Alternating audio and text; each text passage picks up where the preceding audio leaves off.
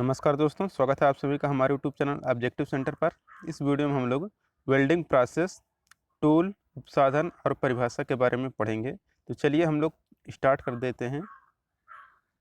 पहला क्वेश्चन है कि निम्न में से कौन सा होमोजीनियस वेल्डिंग है। तो होमोजीनियस मतलब होता है आपका समांगी। तो समांगी वेल्डिंग किसे कहते हैं? देखिए, समांगी वेल्डिंग उसे कहते हैं जब जोड़े जाने वाली धातुओं और फिलर राड समान धातु की हों तो उसे हम लोग समांगी वेल्डिंग कहते हैं। तो ऐसा आपका ऑप्शन नंबर बी में दिख रहा है। और विषमांगी वेल्डिंग क्या होता है कि जब अलग अलग धातुओं को फिलर राड की सहायता से अथवा इसके बिना जोड़ा जाता है तो उसे हम लोग विषमांगी वेल्डिंग कहते हैं।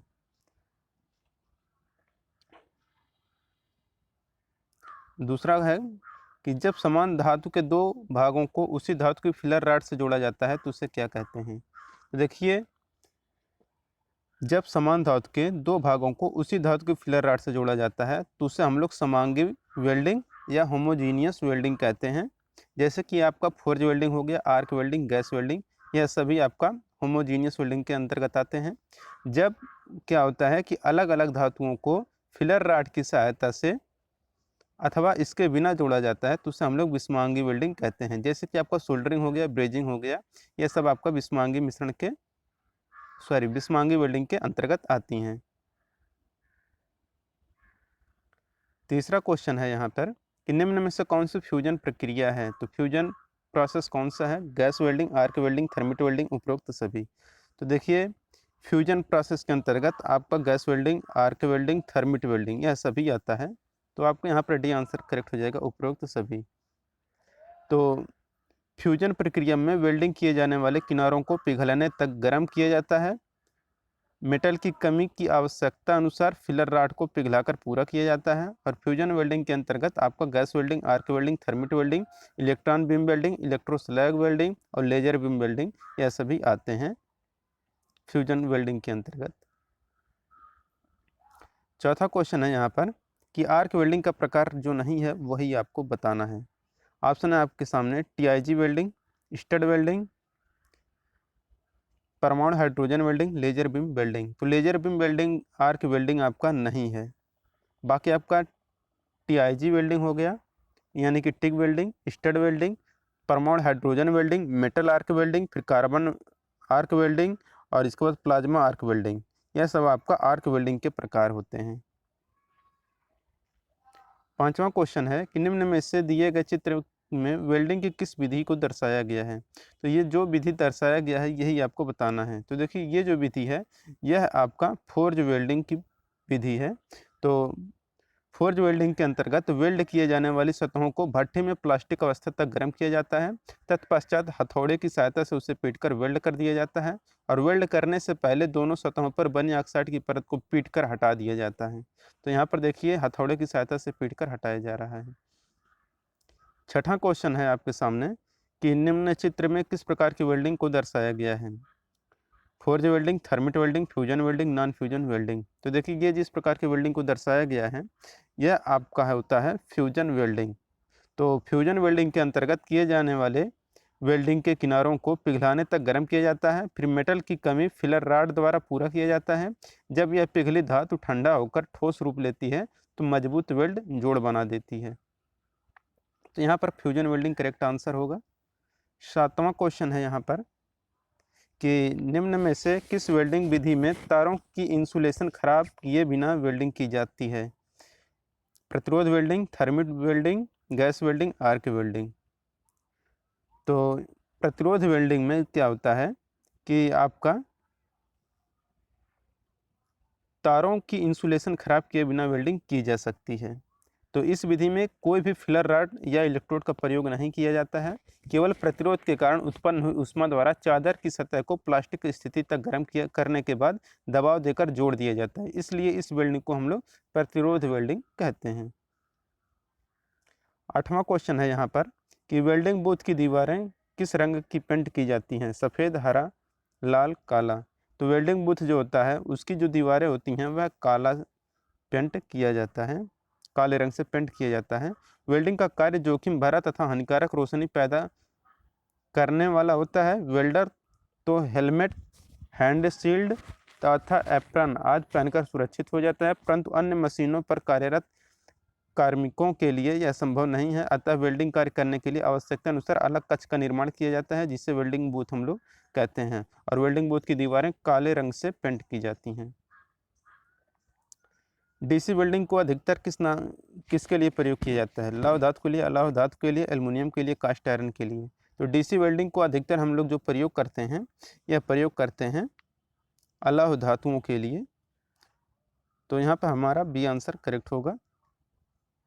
डीसी वेल्डिंग में पोलरिटी को बदलकर आर्क द्वारा उत्पन्न ऊष्मा को इलेक्ट्रोड व बेस धातु के मध्य वितरित किया जाता है। इसमें समय के साथ पोलरिटी नहीं बदलती है, अतः आर्क स्थिर रहती है, जिसके कारण अच्छी वेल्डिंग बीड बनती है। 10 नंबर का क्वेश्चन है कि निम्न में से आर्क वेल्डिंग में प्रयोग होने वाला ट्रांसफार्मर कौन है? तो देखिए, आर्क वेल्डिंग में जो ट्रांसफार्मर यूज किया जाता है वह आपका स्टेप डाउन ट्रांसफार्मर होता है। वेल्डिंग में प्रयोग होने वाले AC transformer step down transformer होता है, जो आर्क पैदा करने के लिए आवश्यक करंट सप्लाई करता है, और एसी सप्लाई हर जगह आसानी से मिलती है, इसलिए इसका उपयोग बहुत आसानी से किया जा सकता है। एक वेल्डिंग ट्रांसफार्मर हो सकता है, कैसा हो सकता है? तो देखिए, जो एक वेल्डिंग ट्रांसफार्मर हो सकता है यह आपका एयर कूल्ड अथवा ऑयल कूल्ड हो सकता है। एक वेल्डिंग ट्रांसफार्मर एक स्टेप डाउन ट्रांसफार्मर होता है, जिसमें बड़ी संख्या में घुमावों के साथ पतली प्राथमिक घुमावदार होती है, और इसके माध्यमिक में क्रॉस सेक्शन का अधिक क्षेत्र होता है। सामान्यतः यह 15 से 45 वोल्ट के बीच होता है, और आर्क को नियंत्रित करने के लिए विभिन्न रिएक्टरों का उपयोग वेल्डिंग ट्रांसफार्मर के साथ प्रयोग किया जाता है। 12 नंबर क्वेश्चन है कि विद्युत आर्क वेल्डिंग में आर्क का तापमान कितना होता है? तो देखिए, अगर विद्युत आर्क वेल्डिंग है तो उसमें जो आर्क का टेम्परेचर होता है वह 3600 से 4000 डिग्री सेल्सियस तक होता है, और इस वेल्डिंग में एसी अथवा डीसी पावर सोर्स का भी प्रयोग किया जाता है।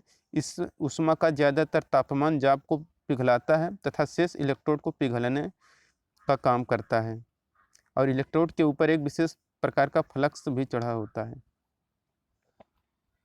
13 नंबर क्वेश्चन है, निम्न में से आर्क वेल्डिंग उपकरण दर्शाया गया है, इसका नाम क्या है? भू clamp, electrode holder, welding cable, solder. तो देखिए, फिगर से ही आपको स्पष्ट होगा कि यह क्या है। तो इलेक्ट्रोड को पकड़ने के लिए यह इलेक्ट्रोड होल्डर होता है। इसी में क्या होता है, जो रॉड रहता है इलेक्ट्रोड, उसी को इसमें पकड़ा जाता है। तो इलेक्ट्रोड रॉड जो होता है वही इसमें रॉड को पकड़ा जाता है, फिलर रॉड को। तो यह आपका इलेक्ट्रोड होल्डर होता है। चलते हैं नेक्स्ट क्वेश्चन पे। 14 नंबर क्वेश्चन है, वह इलेक्ट्रोड जो प्रति इकाई समय में अधिक वेल्ड धातु जमाता है उसे क्या कहते हैं? तो वह इलेक्ट्रोड जो प्रति इकाई समय में अधिक वेल्ड धातु जमाता है वह आपका आयरन पाउडर इलेक्ट्रोड कहलाता है। इसमें क्या होता है कि आयरन ऑक्साइड तथा सिलिकेट के फ्लक्स को बेस के रूप में प्रयोग किया जाता है, और यह फ्लैट वेल्डिंग के लिए अधिक उपयोग में आता है। 15 नंबर क्वेश्चन है, निम्न में चित्र में बेंच दर्शाया गया है, जिसमें यक्स अंकित भाग का नाम बताइए। तो ये जो यक्स भाग है यह क्या है? तो देखिए, ये जो भाग है यह आपका लीवर आर्म होता है। तो यहाँ पर सी आंसर करेक्ट हो जाएगा, लीवर आर्म। तो लीवर आर्म यक्स भाग दर्शा रहा है, और यह चित्र में प्रदर्शित जो मशीन है यह आपका सीयर हैंड कटिंग मशीन है। सीयर एक मोटी शीट काटने वाली मशीन होती है। इसमें 2 ब्लेड लगे होते हैं, और एक ब्लेड फिक्स रहता है और दूसरा ब्लेड ऊपर नीचे चलता है। Moving blade knife edge cutter की तरह होती है, जिसको अपर ब्लेड कहते हैं, और यह मशीन लीवर अर्थात हैंडल से चलाई जाती है। 16 नंबर क्वेश्चन है, वेल्डिंग करते समय आंखों की सुरक्षा के लिए कौन सी युक्ति का प्रयोग किया जाता है? Hand screen, chipping goggles, chipping screen, helmet. तो वेल्डिंग करते समय आंखों की सुरक्षा अगर करना है तो इसके लिए हम लोग चिपिंग गॉगल्स यूज करते हैं। तो चिपिंग गॉगल्स यहाँ पर हम लोग यूज करते हैं आंखों की सुरक्षा के लिए वेल्डिंग से। चिपिंग गॉगल्स मतलब होता है आपका यानी कि चिपिंग चश्मा, जिसका प्रयोग हम लोग वेल्डिंग करने में करते हैं। इसमें साधारणतः शीशे लगे होते हैं, जो कि कार्य के दौरान देखने में सहायक होते हैं। 17 नंबर क्वेश्चन है, किस धारा परिसर के लिए शील्ड या हेलमेट में रंगीन कांच की शेड संख्या 14 प्रयुक्त होती है? तो देखिए, ये जो प्रयुक्त होता है ये आपका 400 एम्पियर से अधिक के लिए धारा परिसर के लिए शील्ड या हेलमेट में रंगीन कांच की सेट 14 संख्या प्रदर्शित होती है। आर्क वेल्डिंग में तेज रोशनी के साथ ही अल्ट्रावायलेट तथा इंफ्रारेड किरणें निकलती हैं। ये किरणें आंखों की रेटिना को नुकसान पहुंचा सकती हैं। हेलमेट तथा हैंड शील्ड बेल्टर की आंखों तथा त्वचा को इन हानिकारक किरणों से बचाने के लिए साथ ही वेल्डिंग सतह तथा वेल्डिंग क्रिया को ठीक से देखने में सहायता प्रदान करता है। चित्र में किस प्रकार का कैलिपर दर्शाया गया है? तो ये जो कैलिपर है यह कौन सा कैलिपर है आपको बताना है। तो ये आउटसाइड कैलिपर होता है। आउटसाइड कैलिपर होता है, ये आपको भी पता होगा। तो आउटसाइड कैलिपर यहाँ पर बी आंसर करेक्ट हो जाएगा, आउटसाइड कैलिपर है। और यह आपका 100, 150, 200 और 300 mm साइज में भी उपलब्ध होते हैं। और साधारण आउटसाइड कैलिपर जो होते हैं यह इस्पात की दो पत्तियों के अंदर की ओर मोड़कर तथा उन्हें एक सिरे पर रिवेट द्वारा जोड़कर बनाया जाता है। और कैलिपर की दोनों टांगों को थोड़ा बल लगाकर खोला तथा बंद किया जा सकता है और उसमें आवश्यक दूरी भरी जा सकती है। 19 नंबर क्वेश्चन है, गैस वेल्डिंग के अंतर्गत निम्न में से किस कार्य में वेल्डिंग गैसों का प्रयोग किया जाता है? जोड़ लगाने में, धातु चादरों की कटिंग में, वेल्डिंग बीट को वायुमंडल से सुरक्षा प्रदान करने में, उपरोक्त सभी में। तो गैस वेल्डिंग के अंतर्गत जिस कार्य में हम लोग वेल्डिंग गैस प्रयोग करते हैं वह आपका जोड़ लगाने में भी, धातु चादरों की कटिंग में भी और वेल्डिंग बीट को वायुमंडल से सुरक्षा प्रदान करने में भी, इन सभी में करते हैं। तो यहाँ पर डी आंसर करेक्ट हो जाएगा, उपरोक्त सभी। ईंधन गैस को जलाने के लिए ऑक्सीजन का प्रयोग किया जाता है और ईंधन गैस के रूप में एसिटिलीन गैस सबसे अच्छा प्रदर्शन करता है। अब है 20 नंबर का क्वेश्चन, सिलेंडर किस गैस सिलेंडर को प्रदर्शित कर रहा है? तो देखिए ये जो आपका सिलेंडर है यह आपका ऑक्सीजन सिलेंडर को दिखा रहा है। देखिए यहाँ पर लिख भी दिया है ऑक्सीजन सिलेंडर, हालांकि एग्जाम में ऐसा इसको नहीं देना चाहिए, बट क्या करें, भेल टेक्नीशियन बी में ऐसे ही आया था तो ऑक्सीजन सिलेंडर यहाँ पर दिया हुआ है। और ऑक्सीजन सिलेंडर जो होते हैं यह 3400, 5200 तथा 6800 लीटर की क्षमता में उपलब्ध होते हैं। इसमें ऑक्सीजन का दबाव 136 से 172 बार तक रहता है। ऑक्सीजन सिलेंडर को काले रंग से पेंट किया जाता है जिसमें दाएं हाथ की चूड़ियाँ कटी होती हैं।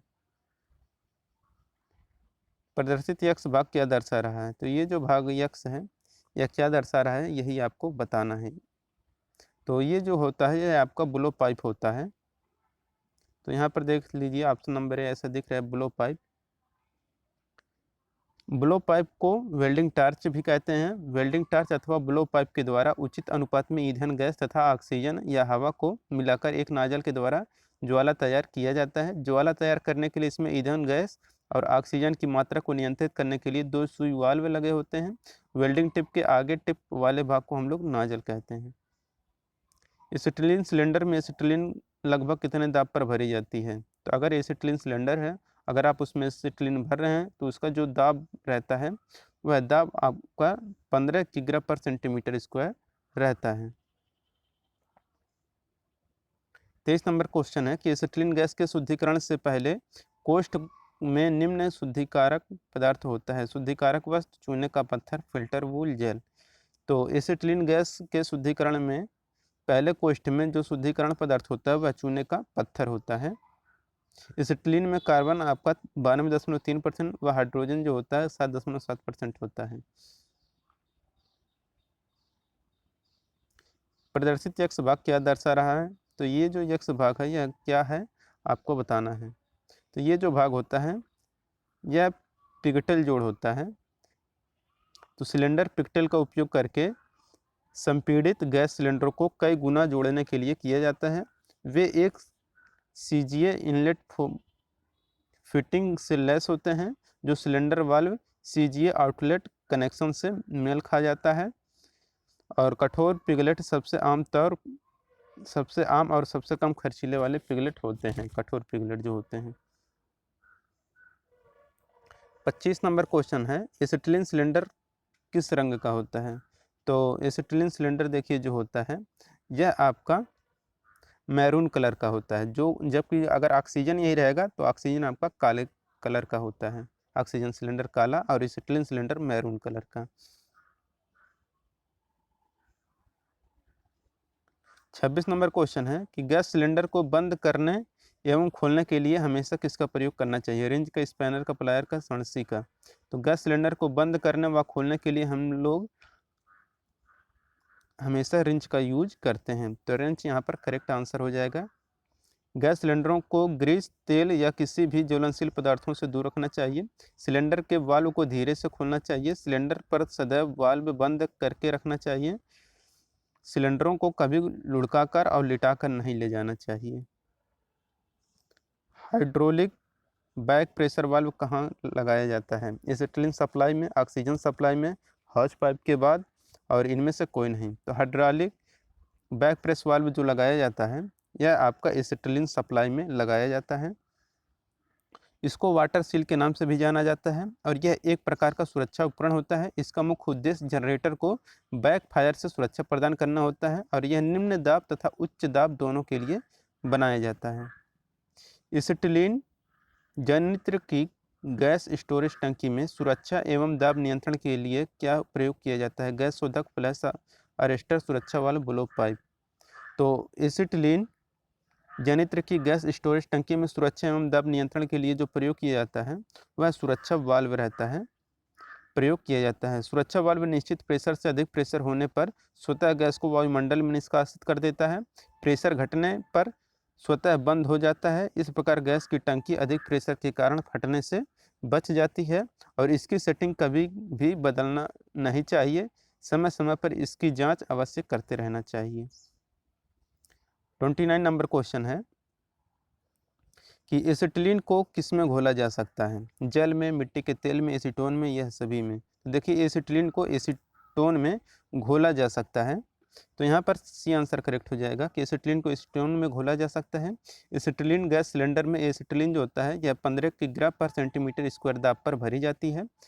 एसिटिलीन सिलेंडर को सदैव सीधा खड़ा रखा जाता है जिससे कि टार्च के अंदर एसीटोन ना जाने पाए। टार्च में एसीटोन जाने से विस्फोट हो जाने का भय रहता है और इसके तली में 2 गलन पलक भी लगे होते हैं जो 104 डिग्री सेल्सियस पर गल जाते हैं तथा अधिक तापमान होने पर एसिटिलीन को वायुमंडल में छोड़ देते हैं।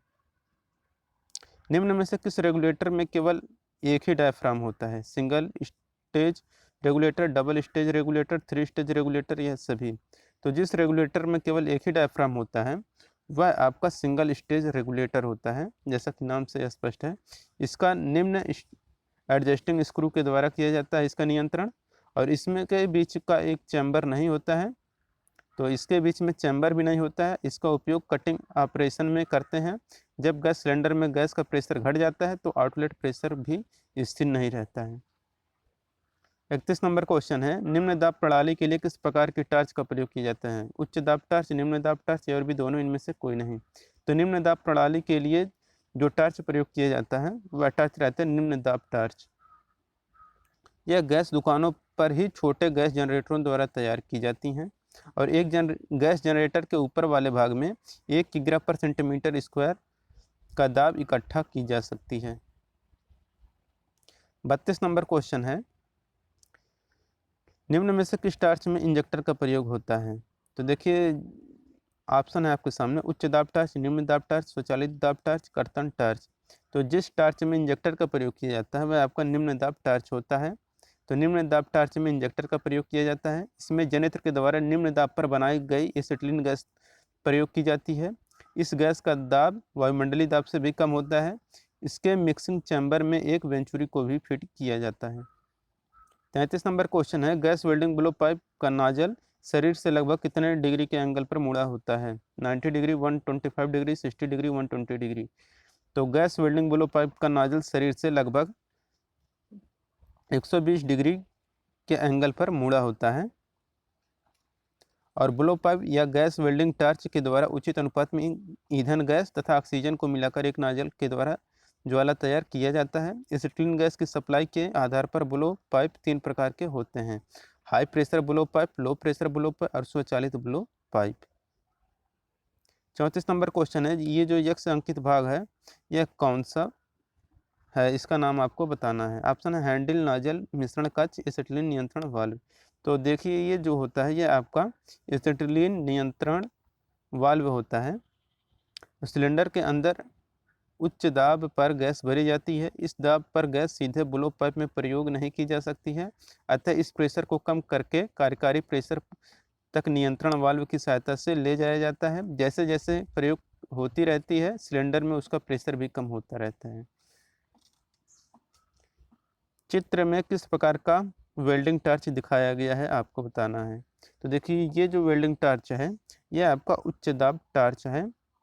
इसमें एसिटिलीन तथा ऑक्सीजन गैस दोनों का जो दाब होता है यह दाब समान 0.5 से 0.7 वायुमंडलीय दाब होता है और मिक्सिंग चैम्बर में दोनों गैस बराबर अनुपात में मिलती हैं। इसमें कोई भी कोण नहीं लगाया जाता है। उच्च दाब होने के कारण एसिटिलीन स्वतः मिक्सिंग चैम्बर में पहुंच जाता है। चिपिंग का अर्थ क्या है?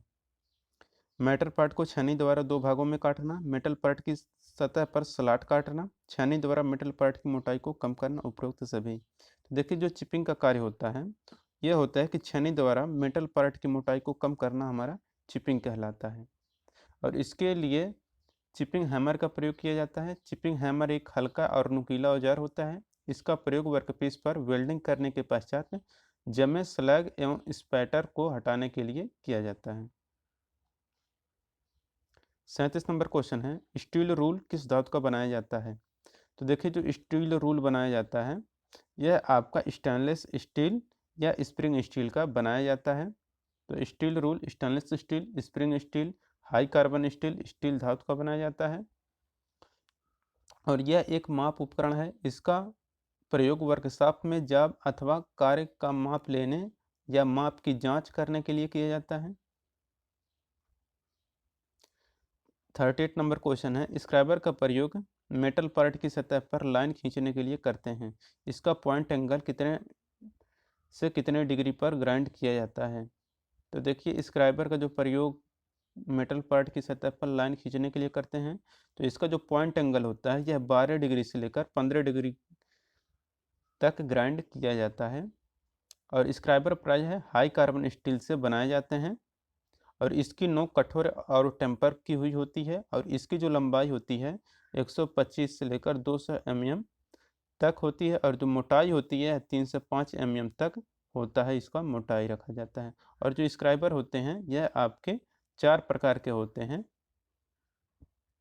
कौन कौन से? एक मुड़ा स्क्राइबर होता है, एक समायोजन स्लीव स्क्राइबर होता है और एक सीधे स्क्राइबर होता है और एक ऑफसेट स्क्राइबर होता है। तो यहाँ से ये जो 38 नंबर है इसका डी आंसर करेक्ट हो जाएगा। 12 डिग्री से 15 डिग्री पर मुड़ा हुआ है मतलब ग्राइंड किया हुआ रहता है।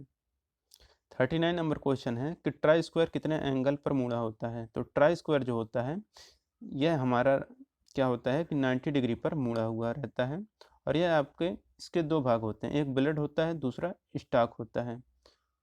तो पहला पार्ट ब्लेड हो गया, दूसरा आपका स्टॉक हो गया। तो इसका ब्लेड उच्च कार्बन इस्पात का एक पत्ती का बना होता है तथा स्टॉक मृद इस्पात अथवा ढलवा लोहे का बना होता है। तो ब्लेड आपका पता चल गया उच्च कार्बन स्टील का और जो स्टॉक होता है ये आपका मृद इस्पात अथवा ढलवा लोहे का बना होता है। ब्लेड तथा स्टॉक एक दूसरे को 90 डिग्री के एंगल पर जोड़े रहते हैं। ब्लेड 10 से 30 सेंटीमीटर तक लंबा होता है और इसकी सतह पर सेंटीमीटर एवं mm अथवा इंच में चिन्हांकित होते हैं। 40 नंबर क्वेश्चन है कि मेटल पार्ट की सतह पर रेखाओं को पक्का करने के लिए किसका प्रयोग किया जाता है? डॉट पंच, सॉलिड पंच, सेंटर पंच, हॉलो पंच। तो मेटल पार्ट की सतह पर रेखाओं को पक्का करने के लिए हम लोग डॉट पंच का प्रयोग करते हैं। तो यहाँ पर हमारा ए आंसर करेक्ट हो जाएगा। और ये देखिए जो डॉट पंच जो होता है इसका जो एंगल होता है ये हमारा 60 डिग्री होता है। तो 60 डिग्री के अंतर्गत रखा जाता है। इस पंच का प्रयोग स्क्राइबर द्वारा खींची गई रेखाओं तथा विभाजकों द्वारा खींची गई वृत्तों के केंद्रों की स्थिति अंकित करने में प्रयोग किया जाता है। और देखिए यहाँ पर पंच देखिए कई 3 प्रकार के होते हैं, एक होता है प्रिक पंच, दूसरा डॉट होता है, तीसरा सेंटर होता है। तो प्रिक पंच जो होता है ये आपका 30 डिग्री का होता है, जो डॉट होता है आपका 60 डिग्री और सेंटर जो होता है ये आपका 90 डिग्री। Prick dot centre 30 60 90। तो ये हो गए आपके पंच के 3 थे। 41 नंबर क्वेश्चन है कि वेल्डिंग शॉप में गर्म जाप को पकड़ने के लिए टांग्स का प्रयोग किया जाता है। यह निम्न में से किस धातु की बनाई जाती है? माइल्ड स्टील की, फोर्ज स्टील की, कास्ट आयरन का, पिग आयरन का। तो वेल्डिंग शॉप में गर्म जाप को पकड़ने के लिए टांग्स का प्रयोग किया जाता है और यह जो बनाया जाता है यह माइल्ड स्टील का बनाया जाता है। तो टांग्स या सणसी का प्रयोग किया जाता है वेल्डिंग शॉप में गर्म जाप को पकड़ने के लिए। और जो टांग्स होता है यह माइल्ड स्टील धातु की बनाई जाती है और ये जो सणसी होती है यह कई प्रकार के होते हैं, जैसे कि आपका चपटा सणसी हो गया, खोखला सणसी हो गया, गोल सणसी हो गया, वर्गाकार सणसी हो गया। बेंच वाइज का साइज लिया जाता है भार से, स्पिंडल की लंबाई से, जा प्लेट की चौड़ाई से, उपरोक्त सभी से। तो बेंच वाइज का जो साइज लेते हैं यह हम लोग लेते हैं जा प्लेट की चौड़ाई से। तो जो भी जबड़ा होता है उसकी जबड़ा के प्लेट की चौड़ाई से हम लोग लेते हैं बेंच वाइज का साइज। तो इस वाइज को वर्क बेंच पर फिट किया जाता है और नट बोल्ट के द्वारा कसकर फिट किया जाता है और यह 75 से 150 mm साइज में मिलते हैं।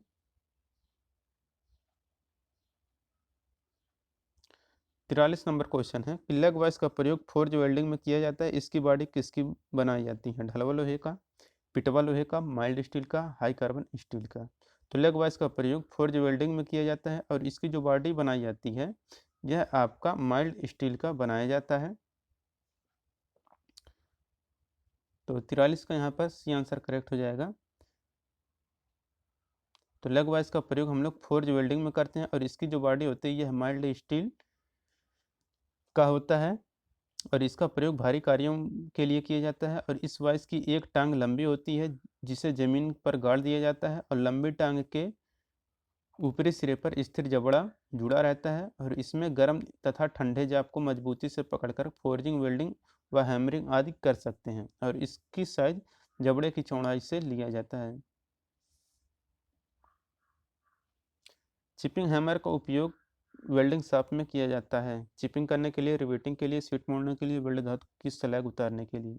तो जो चिपिंग हैमर का प्रयोग हम लोग वेल्डिंग शॉप में यूज करते हैं वह वेल्ड धातु की स्लैग को उतारने के लिए कहते हैं तथा वेल्ड मेटल के ऊपर जमे हुए फ्लक्स को तोड़कर उतारने के काम में हम लोग लेते हैं। चिपिंग गॉगल्स का फ्रेम किसका बना होता है? प्लास्टिक का, रबड़ का, बैकेलाइट का, उपरोक्त सभी का। तो देखिए जो चिपिंग गॉगल्स होता है यह जो रहता है यह आपका जो फ्रेम रहता है उसका वह बैकेलाइट का बना होता है। चिपिंग गॉगल्स गहरे काले रंग का शीशे या चश्मा जो आंख को पूरी तरह साइडों से भी ढका रहता है। वेल्डिंग कार्यों के लिए प्रयोग किया जाता है। आर्क वेल्डिंग में वेल्ड बीट के ऊपर फ्लक्स की परत जम जाती है जिसे चिपिंग हैमर से तोड़कर अलग किया जाता है। सॉलिड फेज वेल्डिंग में पार्ट को प्लास्टिक अवस्था में जोड़ा जाता है। इस वेल्डिंग का दूसरा नाम क्या है? Arc welding, gas welding, thermit welding, forge welding. तो सॉलिड फेज वेल्डिंग जो होता है इसका जो दूसरा नाम होता है वह होता है फोर्ज वेल्डिंग। तो सॉलिड फेज वेल्डिंग का दूसरा नाम फोर्ज वेल्डिंग होता है। इस वेल्डिंग में जोड़े जाने वाली धातुओं को पिघलाने तक गर्म करने की आवश्यकता नहीं होती बल्कि जोड़े जाने वाले सतहों को प्लास्टिक अवस्था से कुछ कम तापमान पर ही ठोस अवस्था से ही दबाव देकर सम्मिलित कर लिया जाता है और दोनों सतहों के अणुओं के मध्य अंतर आणविक बंध स्थापित करने के लिए दोनों सतहों पर दबाव देना आवश्यक है, इसलिए इसे प्रेशर वेल्डिंग भी कहते हैं।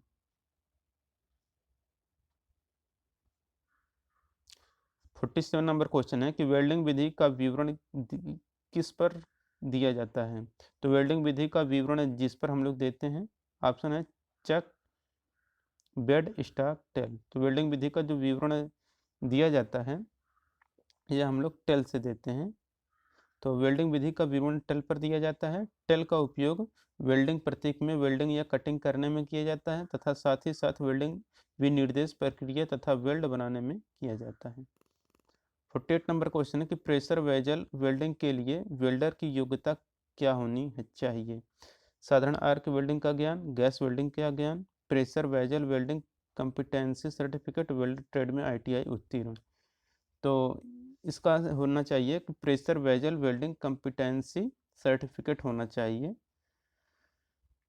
प्रेशर वेल्डिंग में जोड़े जाने वाले सतहों को प्लास्टिक अवस्था से कुछ कम तापमान पर ही ठोस अवस्था से ही दबाव देकर सम्मिलित किया जाता है। वेल्डिंग के बाद किसको गर्म पानी या भाप से धोकर साफ कर लेना चाहिए? फ्लैट, रॉड, जोड़ों और ये है सभी। तो वेल्डिंग के बाद फ्लैट, रॉड और जोड़ इन सभी को गर्म पानी या भाप से धोकर साफ कर लेना चाहिए।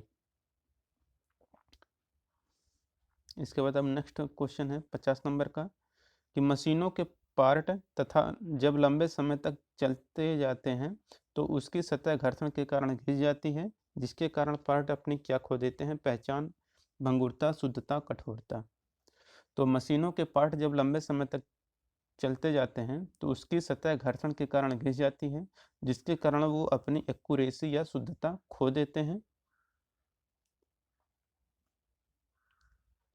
51 नंबर क्वेश्चन है कि कौन सी वेल्डिंग को हाथ द्वारा और ऑटोमेटिक दोनों प्रकार से किया जाता है? Laser beam welding, electro slag welding, non transferred arc welding, इनमें से कोई नहीं। तो जो वेल्डिंग हाथ और ऑटोमेटिक दोनों प्रकार से किया जा सकता है वह नॉन ट्रांसफर्ड आर्क वेल्डिंग होता है। तो यहाँ पर हमारा सी आंसर करेक्ट हो जाएगा। नॉन ट्रांसफर्ड आर्क को हम लोग प्लाज्मा आर्क वेल्डिंग भी कहते हैं। इसमें दो इनर्ट गैस होती हैं, एक तो प्लाज्मा आर्क बनाती है और दूसरी इसको सुरक्षात्मक कवच प्रदान करती है। इसमें फिलर रॉड का भी प्रयोग किया जाता है।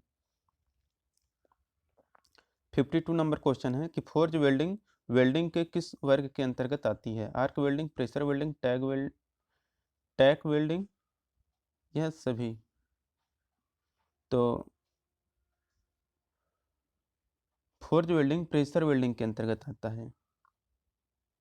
फोर्ज वेल्डिंग को सॉलिड फेज वेल्डिंग भी कहते हैं और इस वेल्डिंग में जोड़े जाने वाली धातुओं को पिघलाने तक गर्म करने की आवश्यकता नहीं होती, बल्कि जोड़े जाने वाली सतहों को प्लास्टिक अवस्था से कुछ कम तापक्रम पर ठोस अवस्था में से ही दबाव देकर सम्मिलित किया जाता है। और सॉलिड फेज वेल्डिंग कई प्रकार के होते हैं, जैसे कि आपका फोर्ज वेल्डिंग, विस्फोटक वेल्डिंग, घर्षण वेल्डिंग, अल्ट्रासोनिक वेल्डिंग।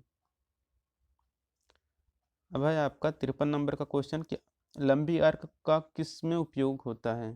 तो देखिए, जो लंबी आर्क होती है उसका उपयोग हम लोग प्लग या स्लॉट वेल्डिंग में करते हैं। तो लंबी आर्क का उपयोग प्लग या स्लॉट वेल्डिंग में होता है।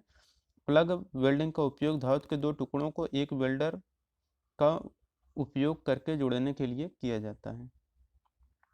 अब है हमारा 54 नंबर का क्वेश्चन कि वेल्डिंग के क्षेत्र में आज भी शोध बंद है, हो रहा है, नहीं होता है, कुछ कह नहीं सकते। ये देखिए हमारे UP triple SC assistant boring technician में आया हुआ क्वेश्चन है।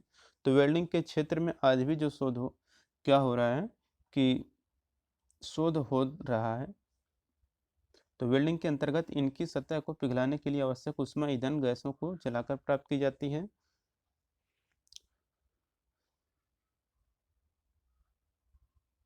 पचपन नंबर क्वेश्चन है कि अलाव धातु को वेल्ड किया जाता है? Leftward, rightward, vertical, Linde. तो अलाव धातु को हम लोग जो वेल्ड करते हैं वह लेफ्टवर्ड वेल्ड करते हैं। तो अलाव धातु को हम का वेल्ड लेफ्टवर्ड वेल्डिंग से किया जाता है। लेफ्टवर्ड वेल्डिंग या फॉरहैंड वेल्डिंग के चादरों की शुद्धता में वेल्ड किया जाता है। इसमें पूरक क्षण 30 से 40 डिग्री के एंगल पर बना होता है। नाजर और वेल्ड के मध्य का जो एंगल होता है वह 60 से 70 डिग्री के बीच होता है और इसमें 5 mm तक मोटी प्लेटों की भी वेल्डिंग की जाती है और यह वेल्डिंग दाईं से बाईं तरफ की जाती है। तो लेफ्ट वर्ड वेल्डिंग है, तो लेफ्ट है तो यह दाईं से बाईं की तरफ जाती है। मोटी से मोटी प्लेट को वेल्ड करते हैं rightward, flatward, sorry rightward, leftward, arc blow, Linde welding. तो मोटी से मोटी प्लेट को अगर वेल्ड करना है तो हम लोग राइट वर्ड यूज करते हैं। और आपको भी पता होगा कि जो राइट वर्ड रहता है यह वेल्डिंग बाईं से दाईं तरफ की जाती है। वर्टिकल वेल्डिंग किया जाता है नीचे से ऊपर की ओर, ऊपर से नीचे की ओर 90 डिग्री पर, ए और बी दोनों। तो देखिए जो वर्टिकल वेल्डिंग होता है यह आपका ऊपर से नीचे की ओर और नीचे से ऊपर की ओर दोनों तरफ किया जाता है। तो यहाँ पे आपका डी आंसर करेक्ट हो जाएगा कि ए और बी दोनों। तो 57 का यहाँ पर डी आंसर करेक्ट होगा। 58 नंबर क्वेश्चन है कि वेल्डिंग द्वारा तैयार जिग फ्रेम कैसे होते हैं? लचीला, मजबूत, नाजुक या सभी? तो वेल्डिंग द्वारा तैयार जो जिग होता है यह आपका मजबूत होता है। वेल्डिंग जिग वे युक्तियाँ होती हैं जिनके द्वारा जाप को शीघ्रता से और आसानी से सही स्थिति में पकड़ा जा सकता है। जिग काफ़ी मजबूत होने चाहिए जिससे वेल्डिंग प्रक्रिया के पश्चात थर्मल स्ट्रेस के कारण संभावित ऐंठन को रोका जा सके और जिग से जाप को पकड़ने की विधि अधिकतम आसान होती है। रोलिंग विधि का दूसरा नाम क्या है? तो देखिए, रोलिंग विधि का जो दूसरा नाम होता है यह आपका आईजी वेल्डिंग होता है। तो आईजी वेल्डिंग, रोलिंग विधि का दूसरा नाम आईजी वेल्डिंग है। रोलिंग विधि द्वारा रोलरों की सहायता से घुमाकर वेल्ड किया जाता है, इसलिए इस क्रिया को रोलिंग क्रिया कहा जाता है। रोलिंग विधि वेल्डिंग डाउन हेड और ओवरहेड दोनों ही पोजीशन में की जाती है। अंतराल वेल्डिंग विधि कैसे की जाती है?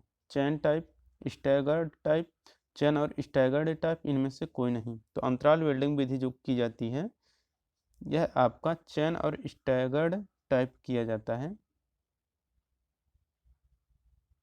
61 नंबर क्वेश्चन है कि वेल्डिंग गन में गन हेड का एंगल कितना होता है? तो वेल्डिंग गन में गन हेड का जो एंगल होता है यह आपका 45 डिग्री होता है। टार्च को वेल्डिंग गन भी कहा जाता है। वेल्डिंग गन प्रायः मेटल की बॉडी होती है और इसमें इलेक्ट्रोड वायर, फ्लो चालक व शील्डिंग गैस होती है। एक सिरेमिक नाजल गन के सिरे पर लगी होती है जिससे एक CO2 गैस बाहर निकल जाती है। 62 नंबर क्वेश्चन है, एयर कूल्ड वेल्डिंग गन की करंट परास कितनी होती है?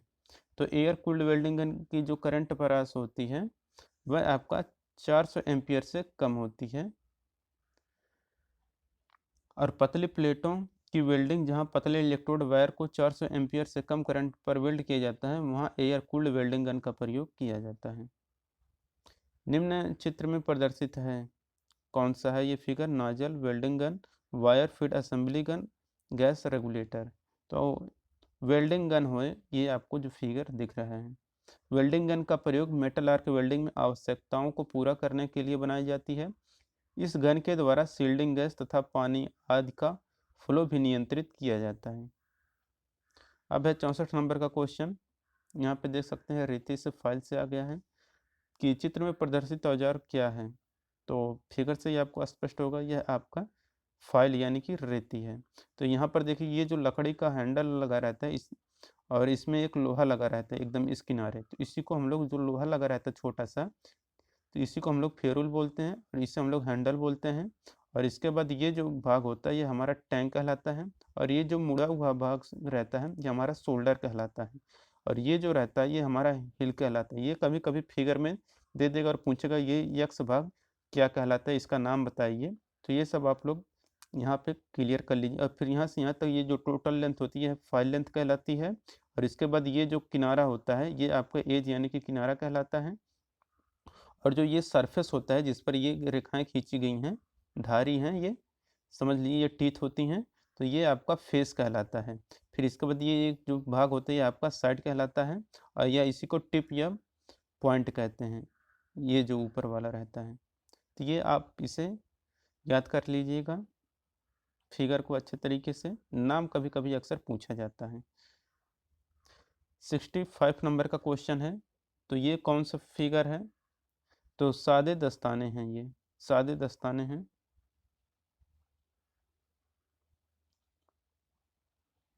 चित्र में दिखाया गया औजार है, तो ये कौन सा औजार है ये आपको बताना है। देखिए, ये जो औजार आपको दिख रहा है ये आपका ट्राई स्क्वायर, ट्राई स्क्वायर क्या होता है?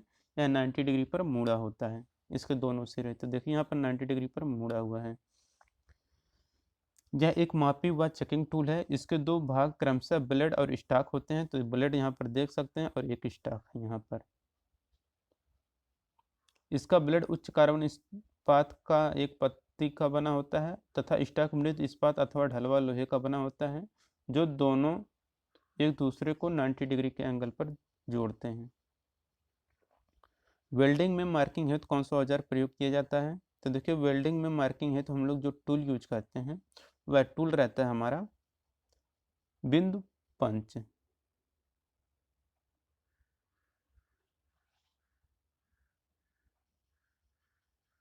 68 नंबर क्वेश्चन है कि वेल्डिंग की सतह से स्लैग हटाने के लिए किसका प्रयोग किया जाता है? तो अभी ये क्वेश्चन कई बार आ चुका है। तो वेल्डिंग की सतह से स्लैग अगर आपको हटाना है तो उसके लिए हम लोग चिपिंग हैमर का प्रयोग करते हैं। और ये चिपिंग हैमर एक हल्का और नुकीला औजार होता है। इसका प्रयोग वेल्डिंग के पश्चात स्लैग एवं स्पैटर को हटाने के लिए किया जाता है। वर्कपीस को सणसी से पकड़कर निहाई पर रखकर स्पैटर को हटाया जाता है। चित्र में प्रदर्शित औजार क्या है? तो देखिए ये आपका प्लायर है, आपको भी स्पष्ट पता होगा नाम से ही। तो 69 का यहाँ पर बी आंसर करेक्ट हो जाएगा। 70 नंबर क्वेश्चन है कि बीट के किनारे से मैल निकालने के लिए प्रयोग कौन सा औजार है? Wire brush, steel tape, hexa, इनमें से कोई नहीं। तो बीट के किनारे से मैल निकालने के लिए जो हम टूल यूज करते हैं वह टूल होता है वायर ब्रश। 71 नंबर क्वेश्चन है वेल्डिंग प्रोसेस के दौरान मेटल कम पिघलने का कारण क्या है? मेटल को उचित ऊष्मा न मिल पाना, आर्क की लंबाई उचित न होना, मेटल पर ऑक्साइड या स्लैग जम जाना, उपरोक्त सभी। तो वेल्डिंग प्रोसेस के दौरान मेटल कम पिघलने का जो कारण है वो होता है आपका कि मेटल को उचित ऊष्मा न मिल पाने से भी ऐसा हो सकता है, आर्क की लंबाई उचित न होने से भी हो सकता है, और मेटल पर ऑक्साइड या स्लैग कम जमने से भी हो जाता है। तो स्लैग जमने से भी हो सकता है। तो यहाँ पर आपका डी आंसर करेक्ट हो जाएगा, उपरोक्त सभी। 72 नंबर क्वेश्चन है कि बैक स्टेप वेल्ड प्रक्रम में प्रथम वेल्ड बीट की लंबाई कितनी होती है? तो बैक स्टेप वेल्ड प्रक्रम में प्रथम बीड की जो लंबाई होती है, वेल्ट बीड की लंबाई, वह आपका होता है 50 से 75 mm। 73 नंबर क्वेश्चन है गार्ड ट्यूब किस धातु की बनी होती है? कॉपर, एल्युमिनियम, स्टील, यह सभी। तो जो गार्ड ट्यूब होती है यह आपका स्टील का बना होता है। टार्च के भाग हैं कॉलेट, टंगस्टन इलेक्ट्रोड, गैस नाजल, यह सभी। तो जो टार्च का भाग होता है यह आपका कॉलेट भी होता है, टंगस्टन इलेक्ट्रोड भी होता है, गैस नाजल, यह सभी होता है। तो यहाँ पर डी आंसर करेक्ट हो जाएगा, यह सभी। 75 नंबर क्वेश्चन है कि मशीन के बाहरी भाग को किस में रखा जाता है? चक, बेस, टेल स्टॉक, इनमें से कोई नहीं। तो मशीन के बाहरी भाग को टेल स्टॉक में रखा जाता है। तो मशीन के बाहरी भाग को टेल स्टॉक में रखा जाता है। 76 नंबर क्वेश्चन है चौकोर बड़ चौकोर बट जोड़ को दर्शाने में प्रयोग किया जाने वाला वेल्डिंग प्रतीक कौन सा होता है? तो देखिए चौकोर बट ज्वाइंट जो होता है इसको प्रदर्शित करने के लिए जो सिंबल यूज किया जाता है वह सिंबल होता है, ऑप्शन नंबर जो बी दिख रहा है यही सिंबल होता है। चौकोर बट जोड़ में जोड़े जाने वाले किनारे आपस में आमने सामने रखे जाते हैं। अच्छे फ्यूजन के लिए दोनों किनारों के बीच प्लेट की मोटाई के अनुसार गैप भी रखा जाता है। 77 नंबर क्वेश्चन है फिलेट वेल्ड को दर्शाने में प्रयोग किया जाने वाला वेल्ड प्रतीक कौन सा है? तो देखिए फिलेट वेल्ड अगर आपको दर्शाना है तो इसके लिए जो सिंबल यूज किया जाता है वह आपका त्रिभुज रहता है। तो फिलेट वेल्ड को टी जोड़ भी कहते हैं। जब प्लेट के मध्य कोई दूसरी प्लेट जोड़नी हो तो फिलेट वेल्ड का प्रयोग करते हैं। अधिक मजबूत फिलेट जोड़ के लिए इसको दोनों ओर से वेल्ड करना चाहिए। अधिक पतले कार्यखंडों के फिलेट जोड़ बिना कोर सज्जा के भी तैयार किए जाते हैं। स्पॉट वेल्डिंग को दर्शाने के लिए कौन सा सिंबल यूज करेंगे? तो अगर आप स्पॉट वेल्डिंग दर्शा रहे हैं तो इसके लिए हम लोग सर्किल का सिंबल यूज करते हैं। उपकरणों की सुरक्षा के लिए विद्युत परिपथ में एक साधारण यंत्र कौन सा है? Voltmeter, ammeter, potentiometer, fuse wire. तो उपकरणों की सुरक्षा के लिए आपको भी पता होगा कि फ्यूज वायर का होना जरूरी होता है। तो फ्यूज वायर यहाँ पर करेक्ट आंसर हो जाएगा कि उपकरणों की सुरक्षा के लिए विद्युत परिपथ में एक साधारण यंत्र फ्यूज वायर प्रयोग किया जाता है। फ्यूज वायर किसी सर्किट में ओवरलोड होने पर उसमें बहने वाली धारा की मात्रा कंडक्टरों की क्षमता से अधिक हो जाती है तो कंडक्टर या उपकरण जल जाते हैं। इनके बचाव के लिए फ्यूज वायर का प्रयोग किया जाता है। फ्यूज वायर पीवी और एसएन से बना होता है, यानी कि शीशा और टिन से मिलकर बना होता है। ट्रांसफार्मर निम्न धारा पर कार्य करता है। तो देखिए जो ट्रांसफार्मर होता है किस पर काम करता है? दिष्ट धारा, प्रत्यावर्ती धारा, भंवर धारा, इनमें से कोई नहीं। तो ट्रांसफार्मर जो होता है यह आपका प्रत्यावर्ती धारा यानी कि अल्टरनेट करंट पर कार्य करता है। ट्रांसफार्मर एक ऐसी युक्त होती है जिसके द्वारा एसी वोल्टता को घटाया बढ़ाया जा सकता है। वोल्टता बढ़ाने वाले ट्रांसफार्मर को स्टेप अप ट्रांसफर तथा वोल्टता कम करने वाले ट्रांसफार्मर को स्टेप डाउन ट्रांसफार्मर कहते हैं। फ्लेमिंग का बाएं हाथ का नियम क्या दर्शाता है? मोटर का सिद्धांत, जनित्र का सिद्धांत, ट्रांसफार्मर का सिद्धांत, ऊष्मा का सिद्धांत। तो फ्लेमिंग का बाएं हाथ का जो नियम है यह आपका मोटर का सिद्धांत को दर्शाता है। फ्लेमिंग के बाएं हाथ का नियम, इस नियम के अनुसार हम अपने बाएं हाथ के अंगूठे तथा उसके आसपास वाली पहली अंगुली तथा मध्यम अंगुली को इस प्रकार से फैलाएं कि तीनों एक दूसरे से लंबवत रहें। ये पहली अंगुली चुंबकीय क्षेत्र को बताती है और मध्यम अंगुली जो होती है यह आपकी धारा की दिशा को बताती है और अंगूठा जो होता है यह आपका चालक पर लगने वाले बल की दिशा को बताता है। नाभिक में कौन कौन से कण विद्यमान रहते हैं? प्रोटॉन तथा न्यूट्रॉन, इलेक्ट्रॉन तथा प्रोटॉन, इलेक्ट्रॉन तथा न्यूट्रॉन, इनमें से कोई नहीं। तो आपको भी पता होगा, ये बहुत आसान सा क्वेश्चन कि नाभिक में जो कण विद्यमान रहते हैं वह आपके प्रोटॉन और न्यूट्रॉन रहते हैं। तो प्रोटॉन और न्यूट्रॉन ये आपके नाभिक में रहते हैं और इलेक्ट्रॉन जो रहता है यह नाभिक के बाहर चारों तरफ चक्कर लगाता है। डीसी विद्युत में धारा की दिशा निम्न में से कौन सी रहती है? असमान, समान, स्थिर या सभी? तो देखिए डीसी करंट जो रहता है उसमें जो धारा की दिशा होती है यह आपका फिक्स रहता है, तो यानी कि समान रहता है, तो दिशा समान रहती है। सॉरी, यहाँ पर समान रहेगा, फिक्स की बात नहीं होगा, समान रहेगा हमेशा। तो याद रखिए यहाँ पर बी आंसर करेक्ट होगा, समान। फिक्स गलती से बोल गए थे, तो यहाँ पर समान करेक्ट आंसर हो जाएगा। डीसी विद्युत में धारा की दिशा समान होती है।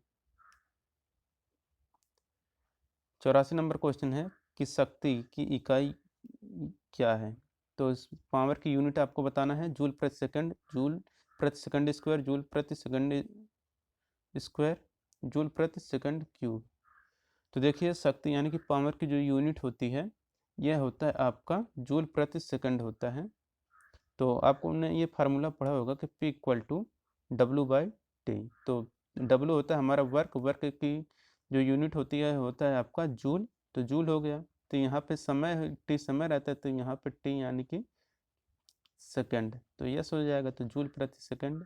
तो ऑप्शन नंबर ए यहाँ पर करेक्ट हो जाएगा, पावर की यूनिट जूल प्रति सेकंड। 85 नंबर क्वेश्चन है कि मोटर के सिद्धांत किस पर आधारित है?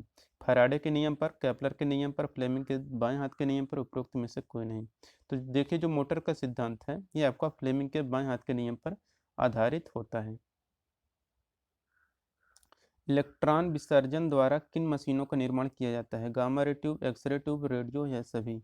तो इलेक्ट्रॉन विसर्जन द्वारा जिन मशीनों का निर्माण किया जाता है वह आपका gamma ray tube, x ray tube, radio या सभी होता है। यहाँ पर डी आंसर करेक्ट हो जाएगा, उपरोक्त सभी।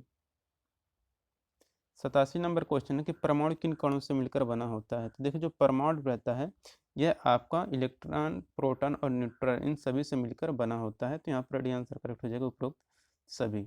88 नंबर क्वेश्चन है कि परमाणु निम्न में से कैसा होता है? अस्थाई, अस्थाई, अर्धअस्थाई, इनमें से कोई नहीं। तो देखिए जो परमाणु होता है यह आपका अस्थाई रहता है, यानी कि टेम्परेरी रहता है ये। तो परमाणु अस्थायी होता है तथा परमाणु मौलिक कण इलेक्ट्रॉन, प्रोटॉन या और न्यूट्रॉन से मिलकर बना होता है। कौन कौन सी अधातुएं विद्युत की कुचालक होती हैं? अभ्रक, कागज, रबर या सभी? तो जो अधातुएं विद्युत की कुचालक होती हैं यही आपको बताना है। तो आपका अभ्रक भी कुचालक होता है, कागज भी कुचालक है और रबर भी सब कुचालक है यहाँ पर।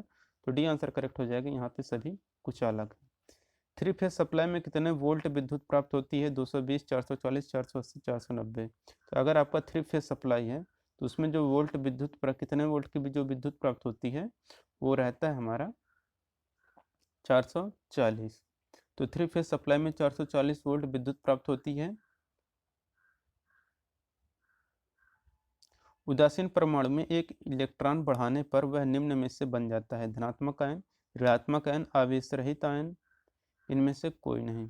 तो उदासीन परमाणु में एक इलेक्ट्रॉन बढ़ाने पर क्या होता है कि वह आपका ऋणात्मक आयन हो जाता है। क्यों? क्योंकि अगर कोई भी परमाणु है अगर वह इलेक्ट्रॉन लेगा तो उस पर निगेटिव चार्ज आएगा, तो निगेटिव चार्ज आएगा तो वह आपका ऋणात्मक आयन हो जाएगा। और जो देता है अगर यही निकाल दे या फिर किसी को डोनेट कर दे तो इस पर आपका पॉजिटिव चार्ज आ जाता है। तो यहाँ पर देखिए उदासीन कण था तो इलेक्ट्रॉन बढ़ेगा, तो इलेक्ट्रॉन कब बढ़ेगा, जब कोई इलेक्ट्रॉन इसको देगा, तो जब कोई इलेक्ट्रॉन दे देगा तो इस पर आपका नेगेटिव चार्ज आ जाएगा, तो वह आपको ऋणात्मक आयन हो जाएगा। यहाँ पर option number B. 92 number question है कि परमाणु में 3 प्रकार के कण पाए जाते हैं, कौन कौन से। तो देखिए ये जो 3 कण होते हैं आपको इलेक्ट्रॉन, प्रोटॉन और न्यूट्रॉन, ऐसा ऑप्शन नंबर बी में दिख रहा है, तो यही आपका बी आंसर करेक्ट हो जाएगा। धारा के 3 प्रमुख प्रभाव क्या हैं, तो देखिए धारा के 3 प्रमुख प्रभाव क्या होते हैं कि आपका ऊष्मीय प्रभाव, धारा का ऊष्मीय प्रभाव, धारा का चुंबकीय प्रभाव और धारा का रासायनिक प्रभाव। तो यहाँ पर आपका सी आंसर करेक्ट हो जाएगा।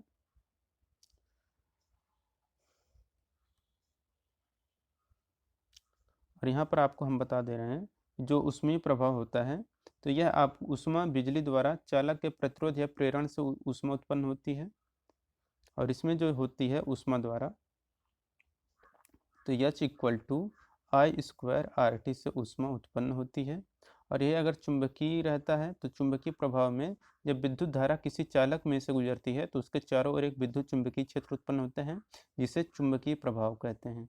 और यह मोटर वोटर में आपको देखने को मिल जाएगा चुंबक में। और रासायनिक प्रभाव सभी लवणों के जलीय विलयन विद्युत के चालक होते हैं। इसमें विद्युत चालन इन लवणों के आयनों के प्रभाव द्वारा होता है और इसमें विद्युत धारा प्रवाहित करने से रासायनिक परिवर्तन होता है। तो आप लोग विद्युत सेल जो देखते हैं तो उसी वही है आपका, समझ लीजिए रासायनिक प्रभाव होता है। तो यहाँ पर सी आंसर करेक्ट हो जाएगा। धारा का ऊष्मीय प्रभाव, धारा का चुंबकीय प्रभाव, धारा का रासायनिक प्रभाव। 94 नंबर क्वेश्चन है धारा प्रवाह स्थापित करने के लिए न्यूनतम आवश्यकताएं क्या होती हैं। धारा प्रवाह स्थापित करने के लिए जो न्यूनतम आवश्यकता होती है वह वोल्टेज स्रोत और चालक होता है। चालक वे पदार्थ जिनसे विद्युत धारा का प्रवाह सरलता से होता है चालक कहलाते हैं, जैसे कि आपका चांदी, तांबा, एल्युमिनियम, स्टील आदि, यह सभी विद्युत के अच्छे चालक हैं। 95 नंबर क्वेश्चन है कि कौन सर्वोत्तम सुचालक पदार्थ है। चीनी का मिट्टी, रेजिन, ग्रेफाइट, इनमें से कोई नहीं। देखिए सर्वोत्तम चालक की बात की जाए तो ग्रेफाइट जो होता है आपका सर्वोत्तम चालक है। तो सर्वोत्तम सुचालक पदार्थ आपका ग्रेफाइट है। पदार्थ की चालकता एवं उपलब्ध मुक्त इलेक्ट्रॉनों की संख्या के समानुपाती होती है। चांदी विद्युत का सबसे अच्छा चालक है, इसके बाद तांबा, फिर एल्युमिनियम, फिर स्टील, यह सभी अच्छे चालक हैं। विद्युत को ना तो डट डट डट जा सकता है और ना ही डट डट डट जा सकता है। तो देखिए जो विद्युत है इसको ना तो हम लोग छू सकते हैं और ना ही इसे हम लोग देख सकते हैं। तो विद्युत को ना तो देखा जा सकता है और ना ही इसे छुआ जा सकता है।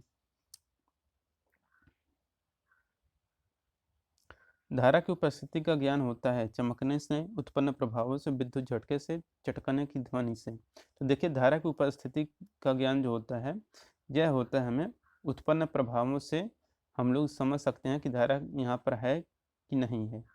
तो धारा की उपस्थिति उत्पन्न प्रभावों से ज्ञात होता है। धारा एकांक समय में प्रवाहित आवेश की मात्रा को विद्युत धारा कहते हैं। I = Q/T एम्पियर में होता है इसका मात्रक। विभवांतर होता है तो देखिए जो विभवांतर होता है क्या होता है, यह एक विद्युत परिपथ में दो बिंदुओं के बीच विद्युत विभव का अंतर है, दो बिंदुओं के मध्य धारा का अंतर है, दो बिंदुओं के मध्य प्रतिरोध है, उपरोक्त सभी। तो ये विभवांतर जो होता है यह एक विद्युत परिपथ में दो बिंदुओं के बीच विद्युत विभव का अंतर होता है।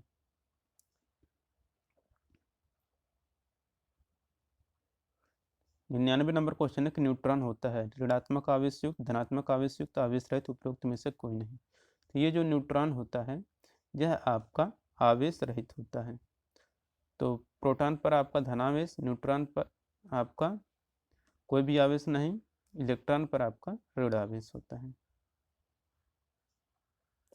विद्युत परिपथ होते हैं बंद परिपथ, खुला परिपथ, लघु परिपथ, यह सभी। देखिए जो विद्युत परिपथ होते हैं यह आपके बंद परिपथ भी हो सकता है, खुला परिपथ भी और लघु परिपथ, यह सभी हो सकता है। तो यहाँ पर हमारा डी आंसर करेक्ट हो जाएगा। विद्युत परिपथ किसी एक स्थान पर उत्पन्न होकर चालक द्वारा भिन्न भिन्न यंत्रों में से गुजारकर वापस उत्पन्न होने वाले स्थान पर पहुँचती है। यह एक पूर्ण पथ की विद्युत परिपथ कहलाती है। 101 नंबर का क्वेश्चन है, इलेक्ट्रॉन का आवेश है।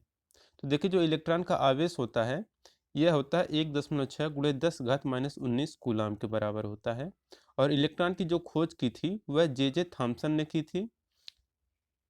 और यह एक प्रकार का ऋणावेशित कण होता है। और आपको ये भी बता दें कि जो इलेक्ट्रॉन का द्रव्यमान होता है यह हाइड्रोजन के द्रव्यमान का 1/1837वें भाग के बराबर होता है। 102 नंबर क्वेश्चन है, विद्युत आवेश की इकाई क्या होता है? Coulomb, newton, farad, metre. तो विद्युत आवेश की जो इकाई होती है वह कूलाम होता है। कूलाम होता है विद्युत आवेश का। न्यूटन होता है यह भार का होता है। मीटर आपका दूरी का होता है। यह हमारा भेल टेक्नीशियन बी में आया हुआ क्वेश्चन था। इलेक्ट्रॉन में होता है ऋणात्मक आवेश, धनात्मक आवेश, आवेश रहित, डी है यह सभी।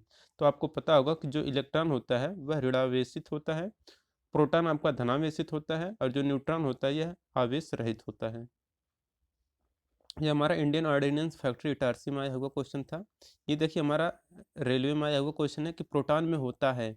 तो देखिए जो प्रोटॉन होता है यह धनात्मक होता है, धनात्मक आवेश।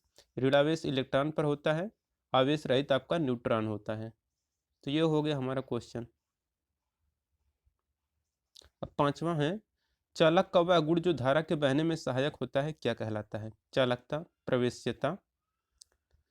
तो देखिए चालक का वह गुण जो धारा के बहने में सहायक होता है वह हमारा चालकता कहलाता है। तो यहाँ पर हमारा ए आंसर करेक्ट हो जाएगा। चालक में इलेक्ट्रॉन मुक्त अवस्था में पाए जाते हैं जिसके कारण चालक में विद्युत धारा प्रवाहित होती है। धनात्मक कक्ष के चारों ओर क्या घूमता है? प्रोटॉन, न्यूट्रॉन, इलेक्ट्रॉन, अणु।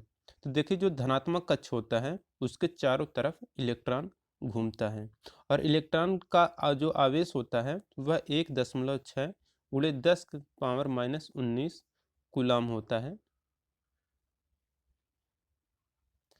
107 नंबर क्वेश्चन है, प्रोटॉन इलेक्ट्रॉन से कितना गुना भारी होता है? ये हम आपको बताए थे अभी। तो जो प्रोटॉन होता है इलेक्ट्रॉन से 1837 गुना भारी होता है।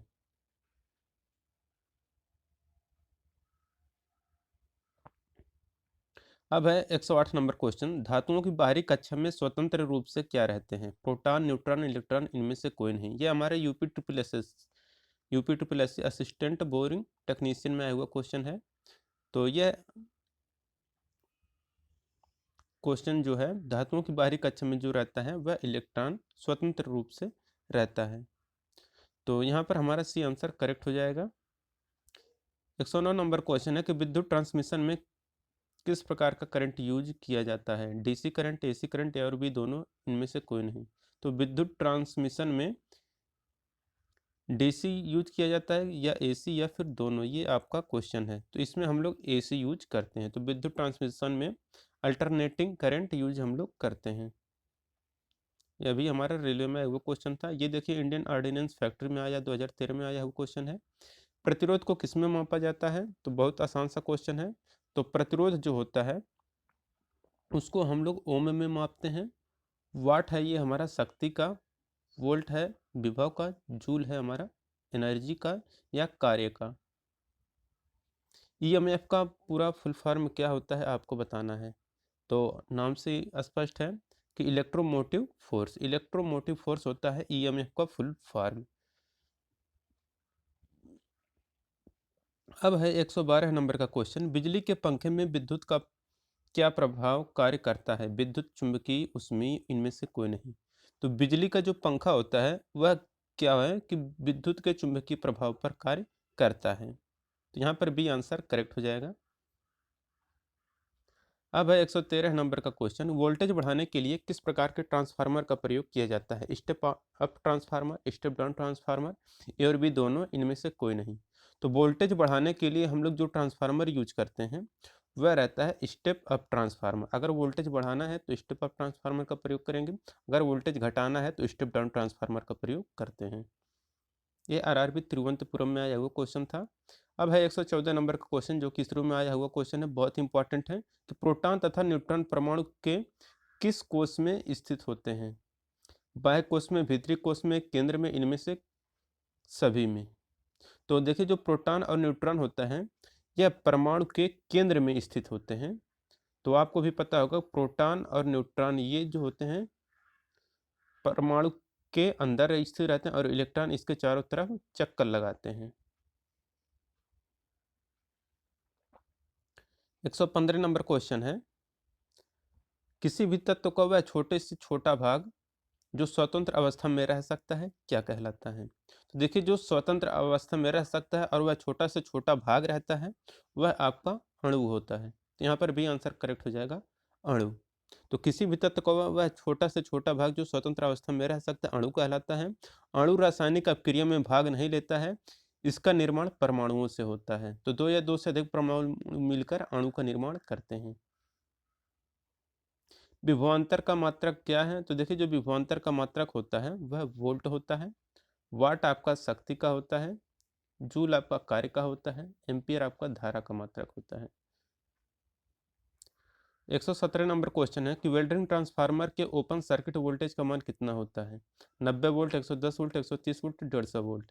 तो जो वेल्डिंग ट्रांसफार्मर होता है उसमें जो ओपन सर्किट वोल्टेज का मान होता है उस वोल्टेज का मान रहता है 90 वोल्ट। तो वेल्डिंग ट्रांसफार्मर के ओपन सर्किट वोल्टेज का मान 90 वोल्ट होता है। यह एक स्टेप डाउन ट्रांसफार्मर होता है जो आर्क पैदा करने के लिए आवश्यक करंट सप्लाई करता है और यह उपकरण अधिक महंगे नहीं होते हैं और कम स्थान भी घेरते हैं। 118 नंबर क्वेश्चन है कि आर्क से बचने के लिए वेल्डिंग मशीनों में निम्न में से कौन सी एक मशीन प्रयोग की जाती है? जनरेटर, ट्रांसफार्मर, रेक्टिफायर, इंजन से चलने वाला जनरेटर सेट। तो देखिए आर्क से बचने के लिए वेल्डिंग मशीनों में निम्न में से हम लोग जो मशीन यूज करते हैं वह मशीन रहता है ट्रांसफार्मर। तो यहाँ पर बी आंसर करेक्ट हो जाएगा कि आर्क से बचने के लिए वेल्डिंग मशीनों में ट्रांसफार्मर का प्रयोग किया जाता है। वेल्डिंग में प्रयोग होने वाला एसी ट्रांसफार्मर और कुछ नहीं है, यह एक स्टेप डाउन ट्रांसफार्मर होता है। एसी सप्लाई हर जगह आसानी से मिलती है, इसलिए इसका उपयोग करना बहुत आसान है तथा इसके लिए इलेक्ट्रोड भी आसानी से मार्केट में उपलब्ध होते हैं। अब है 119 नंबर का क्वेश्चन कि ऊष्मा तथा बिजली का सर्वश्रेष्ठ चालक निम्न में से कौन सा है? Nickel, copper, chromium, aluminium. तो ऊष्मा तथा बिजली का जो सर्वश्रेष्ठ चालक होता है वह कॉपर होता है। कॉपर मानव द्वारा सर्वप्रथम खोजा गया व उपयोग किया गया धातु है और जो इसका परमाणु क्रमांक होता है वह 29 होता है और क्वथनांक जो होता है यह लगभग 2300 डिग्री सेल्सियस होता है और जो गलनांक होता है यह लगभग आपका 1100 डिग्री सेल्सियस होता है। और अगर इसके विशिष्ट गुरुत्व की बात करें तो 8.95 इसका विशिष्ट गुरुत्व होता है। तो ये सब आपके लिए बहुत इंपॉर्टेंट था जिसे हम लोगों ने पढ़ा। 120 नंबर का क्वेश्चन है कि एक सर्किट में बहने वाली विद्युत धारा को किससे प्रदर्शित किया जाता है? वोल्ट, एम्पियर, ओम, फैराडे। तो एक सर्किट में जो बहने वाली विद्युत धारा होती है उससे हम लोग प्रदर्शित करते हैं एम्पियर में। तो धारा को हम लोग एम्पियर में प्रदर्शित करते हैं, विभव को वोल्ट में या विभवांतर को वोल्ट में, ओम होता है आपका प्रतिरोध, फैराडे हो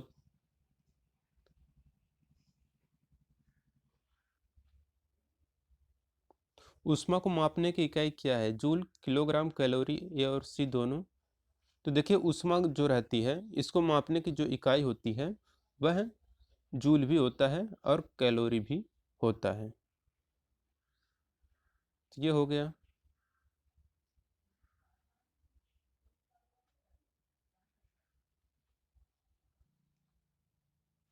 अब 122 नंबर क्वेश्चन है, एक सर्किट में विद्युत धारा जिस परिपथ में अनवरत रूप से बहती है उसे हम लोग क्या कहते हैं?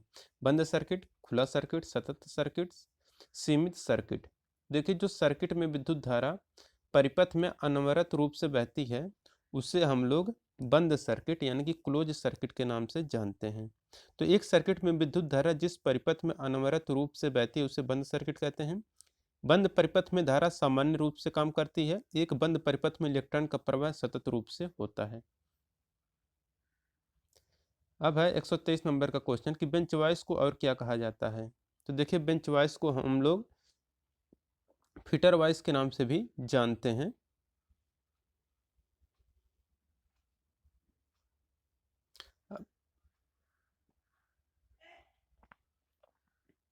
अब 124 नंबर का क्वेश्चन है, ऊष्मा स्रोत और बहुत अधिक दबाव को जोड़ने वाली वेल्डिंग प्रक्रिया को क्या कहते हैं? Forge welding, electron beam welding, thermit welding, induction welding. तो ऊष्मा स्रोत और बहुत अधिक दबाव को जोड़ने वाली वेल्डिंग प्रक्रिया को हम लोग कहते हैं फोर्ज वेल्डिंग। तो ऊष्मा स्रोत और बहुत अधिक दबाव को जोड़ने वाली वेल्डिंग फोर्ज वेल्डिंग कहलाती है। इसे सॉलिड फेज वेल्डिंग भी कहते हैं।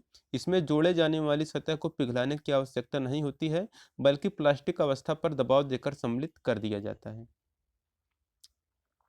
125 नंबर क्वेश्चन है, कौन सी नॉन प्रेशर वाली वेल्डिंग है? Spot welding, seam welding, forge welding, arc welding. तो नॉन प्रेशर वाली जो वेल्डिंग होती है वह स्पॉट वेल्डिंग होता है। सॉरी यहाँ पे नॉन प्रेशर है ना, तो आर्क वेल्डिंग होगा। तो आर्क वेल्डिंग यहाँ पर डी आंसर करेक्ट हो जाएगा। तो 125 का डी आंसर करेक्ट हो जाएगा कि arc welding non pressure welding होता है। आर्क वेल्डिंग में जब मेटल के फ्यूजन के लिए आवश्यक ऊष्मा को विद्युत आर्क बनाकर जुटाया जाता है तो उसे आर्क वेल्डिंग कहते हैं। स्पॉट वेल्डिंग, सीम वेल्डिंग और फोर्ज वेल्डिंग ये सब प्रेशर वेल्डिंग के अंतर्गत आते हैं। तो स्पॉट वेल्डिंग, सीम वेल्डिंग और फोर्ज वेल्डिंग यह सब प्रेशर वेल्डिंग के अंतर्गत आते हैं, जबकि जो आर्क वेल्डिंग होता है यह नॉन प्रेशर वेल्डिंग के अंतर्गत आता है। अब 126 नंबर क्वेश्चन है, कौन सी फ्यूजन वेल्डिंग है? Spot welding, seam welding, butt welding, gas welding. तो देखिए जो फ्यूजन वेल्डिंग होता है यह होता है हमारा गैस वेल्डिंग। गैस वेल्डिंग हमारा फ्यूजन वेल्डिंग होता है। जब दो कार्यखंडों को जोड़ने के लिए उनकी सतह को पिघलाने के लिए आवश्यक ऊष्मा ईंधन गैसों को जलाकर प्राप्त की जाती है तो उसे हम लोग गैस वेल्डिंग कहते हैं। ईंधन गैस को जलाने के लिए ऑक्सीजन का प्रयोग किया जाता है और ईंधन गैस के रूप में हम लोग एसिटिलीन गैस सबसे ज़्यादा उपयोग करते हैं। और जो स्पॉट वेल्डिंग है, सीम वेल्डिंग है और बट वेल्डिंग है, यह नॉन फ्यूजन वेल्डिंग होता है। 127 नंबर क्वेश्चन है, एक विशेष वेल्डिंग प्रक्रिया का चुनाव निर्भर करता है कार्य के पदार्थ पर, उपकरणों की उपलब्धता पर, आवश्यक गुणवत्ता पर या सभी पर। तो एक विशेष वेल्डिंग प्रक्रिया का जो चुनाव निर्भर किया जाता है वह कार्य के पदार्थ पर भी निर्भर किया जाता है, उपकरणों की उपलब्धता पर भी निर्भर करता है और आवश्यक गुणवत्ता पर भी निर्भर करता है। तो यहाँ पर डी आंसर करेक्ट हो जाएगा, उपरोक्त सभी। अब है 125 नंबर क्वेश्चन, 128 नंबर क्वेश्चन, एक चिपिंग हथौड़ा किसकी चिपिंग के लिए प्रयोग की जाती है? वेल्ड के ऊपर slag cover, weld bead, spatter, A और सी दोनों। तो एक चिपिंग हथौड़ा जिसकी चिपिंग के लिए प्रयोग किया जाता है वह रहता है आपका कि वेल्ड के ऊपर स्लैग कवर और इसके बाद स्पैटर दोनों रहता है। तो यहाँ पर डी आंसर करेक्ट हो जाएगा कि ए और सी दोनों ऑप्शन यहाँ पर सही है। चिपिंग हैमर एक हल्का और नुकीला औजार होता है। 129 नंबर क्वेश्चन है, कौन सी नॉन फ्यूजन वेल्डिंग है? Gas welding, arc welding, forge welding, TIG welding. तो जो नॉन फ्यूजन वेल्डिंग होता है यह आपका फोर्ज वेल्डिंग है। तो फोर्ज वेल्डिंग आपका नॉन फ्यूजन वेल्डिंग है। देखिए जो वेल्डिंग का क्लासिफिकेशन है वो आप लोग इस आई बटन पर क्लिक करके देख पाएंगे या फिर डिस्क्रिप्शन बॉक्स में शायद लिंक होगा तो आप लोग उसे देख लीजिए, नहीं तो आप लोग welding classification bye objective centre नाम से सर्च कर लेंगे यूट्यूब पर तो आपको मिल जाएगा। 130 नंबर क्वेश्चन है, दिए गए चित्र में यक्स अंकित उपकरण का नाम बताइए। तो देखिए ये जो यक्स भाग है इसी का नाम बताना है आपको कि क्या है। तो देखिए ये जो होता है यह रहता है आपका स्पार्क लाइटर होता है। तो यहाँ पर सी आंसर करेक्ट हो जाएगा, स्पार्क लाइटर। 131 नंबर क्वेश्चन है, एक पंक्तिबद्ध वेल्डिंग के समय इसके विभिन्न भागों को साधने में प्रयुक्त डिवाइस क्या कहलाती है? Welding jig, welding fixture, welding positioner और वेल्डिंग मैनिपुलेटर। तो एक पंक्तिबद्ध वेल्डिंग के समय इसके विभिन्न भागों के साधने में जो प्रयुक्त डिवाइस होती है वह रहता है वेल्डिंग जिग। 132 नंबर क्वेश्चन है, बट वेल्डिंग किसके सिद्धांत पर की जाती है? Fusion welding, flash welding, electron welding, laser welding. तो जो बट वेल्डिंग होता है यह क्या है कि जो फ्लैश वेल्डिंग होता है उसी के सिद्धांत पर कार्य करता है। फ्लैश बट वेल्डिंग में जोड़े जाने वाले कारखंड के सिरों को मिलाते हुए नहीं रखा जाता है, बल्कि कारखंडों के सिरों को धीरे धीरे समीप लाकर मिलाया जाता है। जब विद्युत आर्क द्वारा उत्पन्न ऊष्मा से तापमान गलनांक तक पहुंच जाता है तो कारेखंड के सिरों को मिलाकर उन पर दबाव लगाकर वेल्ड को हम लोग पूरा करते हैं। 133 नंबर क्वेश्चन है कि वेल्डिंग द्वारा जोड़े जाने वाली मूल धातु क्या कहलाती है? कच्चा धातु, बीड धातु, बेस धातु, फिनिश्ड धातु। तो वेल्डिंग द्वारा जोड़े जाने वाला जो मूल धातु होता है वह हमारा बेस धातु कहलाता है। तो यहाँ पर सी आंसर करेक्ट हो जाएगा, बेस धातु। और ऊष्मा का उपयोग करके दो भागों को एक साथ पिघलाने और उससे जोड़ने की प्रक्रिया ही वेल्डिंग कहलाती है। अब है 134 नंबर क्वेश्चन कि वेल्डिंग करते समय सही लेंस शेड नंबर का चयन इनमें से किस पर निर्भर करता है? क्षेत्र में सूर्य की चमक पर, प्रयोग किए जाने वाले शील्डिंग गैस के प्रकार पर, प्रयोग की गई वेल्डिंग करंट की मात्रा पर, प्रयोग किए जाने वाले फिलर धातु पर। तो देखिए वेल्डिंग करते समय सही लेंस शेड नंबर का जो चयन किया जाता है यह निर्भर करता है कि प्रयोग की गई वेल्डिंग करंट की मात्रा पर।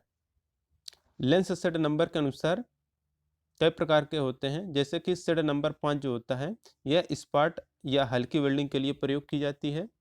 और जो सेट नंबर 6 होता है, 6 से 20 तक होता है, वह एम्पियर 20 एम्पियर तक की करंट की आर्क वेल्डिंग के लिए प्रयोग किया जाता है। तो सेट नंबर जो 6 रहता है वह 20 एम्पियर तक की करंट की आर्क को वेल्डिंग करने के लिए प्रयोग किया जाता है। जो 7 रहता है वह 30 एम्पियर का, जो 8 रहता है वह 30 से 75 एम्पियर तक, और जो शेड नंबर 10 होता है वह 75 से 200 एम्पियर तक की करंट को आर्क वेल्डिंग के लिए प्रयोग करते हैं। अब है 135 नंबर का क्वेश्चन, एक डट डट डट असेंबली वेल्डिंग के लिए अवयवों को एक स्थिति में लाने हेतु प्रयोग किया जाता है? जिग का, फिक्सचर का, गाइड का, होल्डर का। तो जो एक फिक्सचर असेंबली को वेल्डिंग के लिए अवयवों को एक स्थिति में लाने हेतु प्रयोग किया जाता है। तो एक फिक्सचर असेंबली वेल्डिंग के लिए अवयवों को एक स्थिति में लाने हेतु प्रयोग किया जाता है। फिक्सचर में जाब को पकड़ने जकड़ने के साथ साथ उसे किसी भी अक्ष में घुमाया या उठाया जा सकता है। फोर्ज वेल्डिंग की जाती है मशीन शॉप में, वेल्डिंग शॉप में, फिटिंग शॉप में, स्मिथी शॉप में। तो देखिए जो फोर्ज वेल्डिंग होता है इसे स्मिथी शॉप में किया जाता है। यह हमारा भेल टेक्नीशियन बी में आया हुआ क्वेश्चन है। तो देखिए जो फोर्ज वेल्डिंग होता है यह स्मिथी शॉप में की जाती है। इस प्रक्रिया के अंतर्गत वेल्ड किए जाने वाली सतहों को भट्ठी में प्लास्टिक अवस्था तक गर्म करते हैं और इसके बाद हथौड़े की सहायता से पीटकर वेल्ड कर दिया जाता है। वेल्ड करने से पहले दोनों सतहों पर बनी ऑक्साइड की परत को पीट कर हटा दिया जाता है। 137 नंबर क्वेश्चन है, निम्नलिखित प्रक्रियाओं में से किसमें ताप ब्लैक स्मिथ फायर के द्वारा निर्माण किया जाता है? Forge welding, spot welding, projection welding, seam welding. तो नाम से स्पष्ट होगा, पिछले क्वेश्चन से भी स्पष्ट हो गया होगा, वह हमारा फोर्ज वेल्डिंग होता है कि फोर्ज वेल्डिंग में ताप ब्लैक स्मिथी फायर का निर्माण किया जाता है और ये एक प्रेशर वेल्डिंग है। 138 नंबर क्वेश्चन है कि कम गर्म इनपुट इलेक्ट्रोड वेल्डिंग का उपयोग वेल्डिंग प्रक्रिया करने का लाभ क्या है? वेल्ड धातु की उच्च गुणवत्ता, विरूपण और वारपेज कम है, सरफेसिंग सभी स्थिति में किया जा सकता है, बहुत पतली परत वेल्ड धातु की लगा सकते हैं। तो कम गर्म इनपुट इलेक्ट्रोड वेल्डिंग का उपयोग वेल्डिंग प्रक्रिया करने का जो लाभ होता है वह रहता है कि विरूपण और वारपेज कम है। 139 नंबर क्वेश्चन है कि वेल्डिंग करते समय वेल्डिंग टार्च टिप की स्थिति किस एंगल रेंज पर होती है? 30 से 40, 45 से 55, 60 से 75, 80 से 90। तो वेल्डिंग करते समय वेल्डिंग टार्च टिप की जो स्थिति होती है वह 60 डिग्री से 75 डिग्री के एंगल पर होता है। तो यहाँ पर सी आंसर करेक्ट होगा। अब 140 नंबर क्वेश्चन कि सिलेंडर को ले जाने व ले आने के लिए सिलेंडर को ले जाया जाता है, यदि सिलेंडर उपलब्ध नहीं हो तो लुढ़काना चाहिए, सरका कर, खींच करके, थोड़ा टेढ़ा करके घुमा कर ले जाना चाहिए। तो देखिए सिलेंडर को ले आने या ले जाने के लिए सिलेंडर को ले जाया जाता है, यदि सिलेंडर उपलब्ध नहीं है तो थोड़ा टेढ़ा करके घुमा कर ले जाना चाहिए। अब 141 नंबर का क्वेश्चन है कि धातुओं को जोड़ने की कौन सी अच्छी विधि होती है? वोल्टिंग, रिवेटिंग, सोल्डरिंग, वेल्डिंग। तो देखिए अगर धातु को जोड़ना है तो जो सबसे अच्छा विधि होता है या बेस्ट मेथड होता है वह आपका वेल्डिंग रहता है, क्योंकि यह मजबूत होता है और यह आपका अस्थायी जोड़ भी रहता है और यह जोड़ टिकाऊ और पक्का भी होता है। 142 नंबर क्वेश्चन है कि बाईं से दाईं ओर की गई वेल्डिंग को क्या कहते हैं।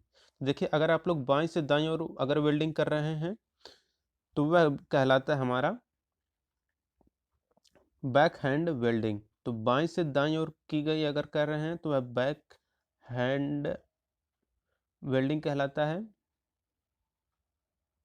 और अगर आप लोग दाईं से बाईं ओर वेल्डिंग कर रहे हैं तो वह आपका फॉरहेड वेल्डिंग कहलाता है। और ऊपर नीचे अगर आप लोग करेंगे वेल्डिंग तो ऊर्ध्वाधर वेल्डिंग, और अगर क्षैतिज या हॉरिजॉन्टल में करें तो वह क्षैतिज वेल्डिंग कहलाता है। 143 नंबर क्वेश्चन है कि ट्राई स्क्वायर का विनिर्दिष्टीकरण निम्न में से किसके अनुसार किया जाता है। जांचे गए एंगल के अनुसार, ब्लेड की लंबाई के अनुसार, स्टॉक की लंबाई के अनुसार, ब्लेड तथा स्टॉक की सामग्री के अनुसार। तो देखिए, ट्राई स्क्वायर का जो निर्दिष्टीकरण हम लोग करते हैं वह करते हैं ब्लेड की लंबाई के अनुसार करते हैं। और जो ट्राई स्क्वायर होता है ये आपका दो प्रकार का होता है, इसके दो भाग होते हैं। एक स्टॉक होता है, दूसरा ब्लेड होता है। स्टॉक और ब्लेड जो होते हैं ये आपके 90 डिग्री के एंगल पर जुड़े रहते हैं। ट्राई स्क्वायर 100 mm, 150 mm और 200 mm साइज में मिलते हैं। तो यह ब्लेड की लंबाई के अनुसार ही रहता है। किस एंगल में सेंटर पंच ग्राउंड होता है। तो देखिए, जो सेंटर पंच रहता है वह होता है आपका 60 डिग्री पर। तो यहाँ पर 60 डिग्री हो जाएगा कि सेंटर पंच 60 डिग्री के एंगल पर ग्राइंड किया जाता है।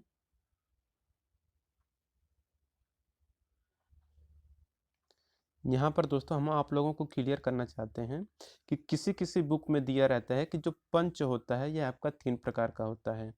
जिसमें क्या होता है, एक होता है प्रिक पंच, दूसरा होता है डार्ट पंच, तीसरा होता है आपका सेंटर पंच।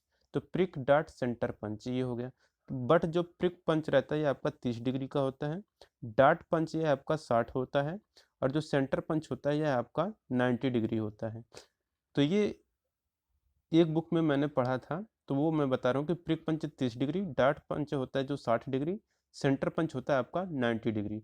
बट किसी किसी बुक में ये जो डार्ट पंच और जो सेंटर पंच रहता है इसको एक रेंज में बांट देता है, और यही रेंज आपका रहता है आपका सेंटर पंच का।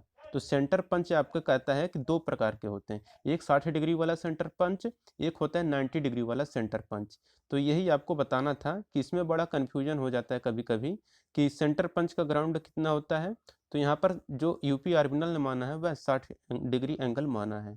बट कभी कभी आएगा कि प्रिक पंच कितना होता है, तो वह आपका 30 डिग्री हो जाएगा। तो डार्ट पंच आपका 60 डिग्री हो जाएगा, सेंटर पंच आपका 90 डिग्री होता है। बट यहाँ पर कभी कभी ये दे देता है ऐसा कि the tip of a centre punch has an angle between 60 degree and 90 degree. तो जो एंगल होता है सेंटर पंच का वह 60 से और 90 डिग्री, 60 और 90 डिग्री का होता है। तो 60 भी और कहीं कहीं 90 दोनों देखने को मिल जाता है। तो इसे आप लोग क्लियर रखिएगा कि जो यूपी आर्बिनल ने माना वह 60 डिग्री माना है।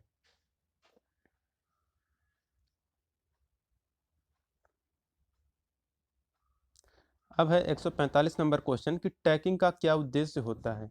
तो देखिए, जो टैकिंग होता है इसका क्या उद्देश्य होता है। ऑप्शन है हिस्सों को इकट्ठा करने के लिए, इसके बाद है ओवर लैपिंग से बचने के लिए, उष्मा प्रभावित जोन से बचाव के लिए, आर्क लव से बचाव के लिए। तो टैकिंग का जो उद्देश्य होता है वह रहता है आपका हिस्सों को इकट्ठा करने के लिए। तो यहाँ पर ए आंसर करेक्ट हो जाएगा, हिस्सों को इकट्ठा करने के लिए।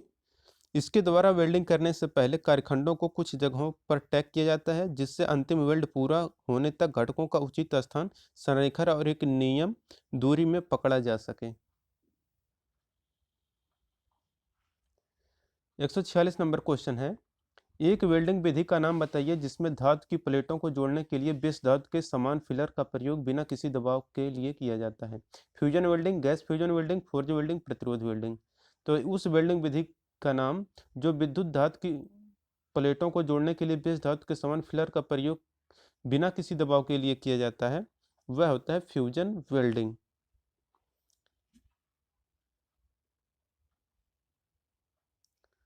अब है WPS ऑफिस का पूरा नाम क्या है? तो WPS का पूरा जो नाम होता है, सॉरी, WPS का पूरा नाम क्या होता है?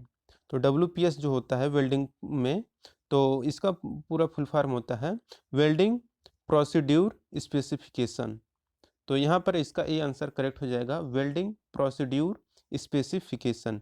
WPS मूल रूप से एक दस्तावेज है जो वेल्डिंग का मार्गदर्शन करता है। यह सभी आवश्यक विवरण देता है जैसे कि धारा, वोल्टेज, भराव सामग्री आदि। तो WPS का फुल फॉर्म आप लोगों ने जान लिया, वेल्डिंग प्रोसीड्यूर स्पेसिफिकेशन। अब 148 नंबर क्वेश्चन, वह टाइम जिस पर वेल्डिंग करंट वास्तव में मेटल को पिघलाने के लिए बहता है क्या कहलाता है? तो देखिए ये जो होता है यह रहता है आपका वेल्ड टाइम। तो वह टाइम जिस पर वेल्डिंग करंट वास्तव में मेटल को पिघलाने के लिए किया जाता है उससे हम लोग वेल्ड टाइम कहते हैं।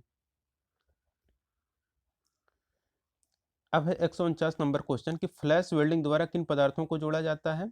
निम्न carbon steel, tool steel, stainless steel, उपरोक्त सभी। तो फ्लैश वेल्डिंग द्वारा जिन पदार्थों को जोड़ा जाता है वह रहता है निम्न कार्बन स्टील, टूल स्टील और स्टेनलेस स्टील, क्या सभी रहता है? यहाँ पर डी आंसर करेक्ट हो जाएगा, उपरोक्त सभी। अब 150 नंबर क्वेश्चन, निम्न में से चित्र को पहचानिए, ये कौन सा चित्र है आपको बताना है। Welding electrode, welding cable, holder, उपरोक्त में से कोई नहीं। तो ये जो फिगर आपको दिख रहा है यह है वेल्डिंग केबल का। तो ये सब हेयर लाइक कॉपर वायर है और ये कॉपर है, ये आपका हार्ड रबर कोटिंग किया जाता है, फिर इसके अंदर रहता है आपका कॉटेड थ्रेड कवर।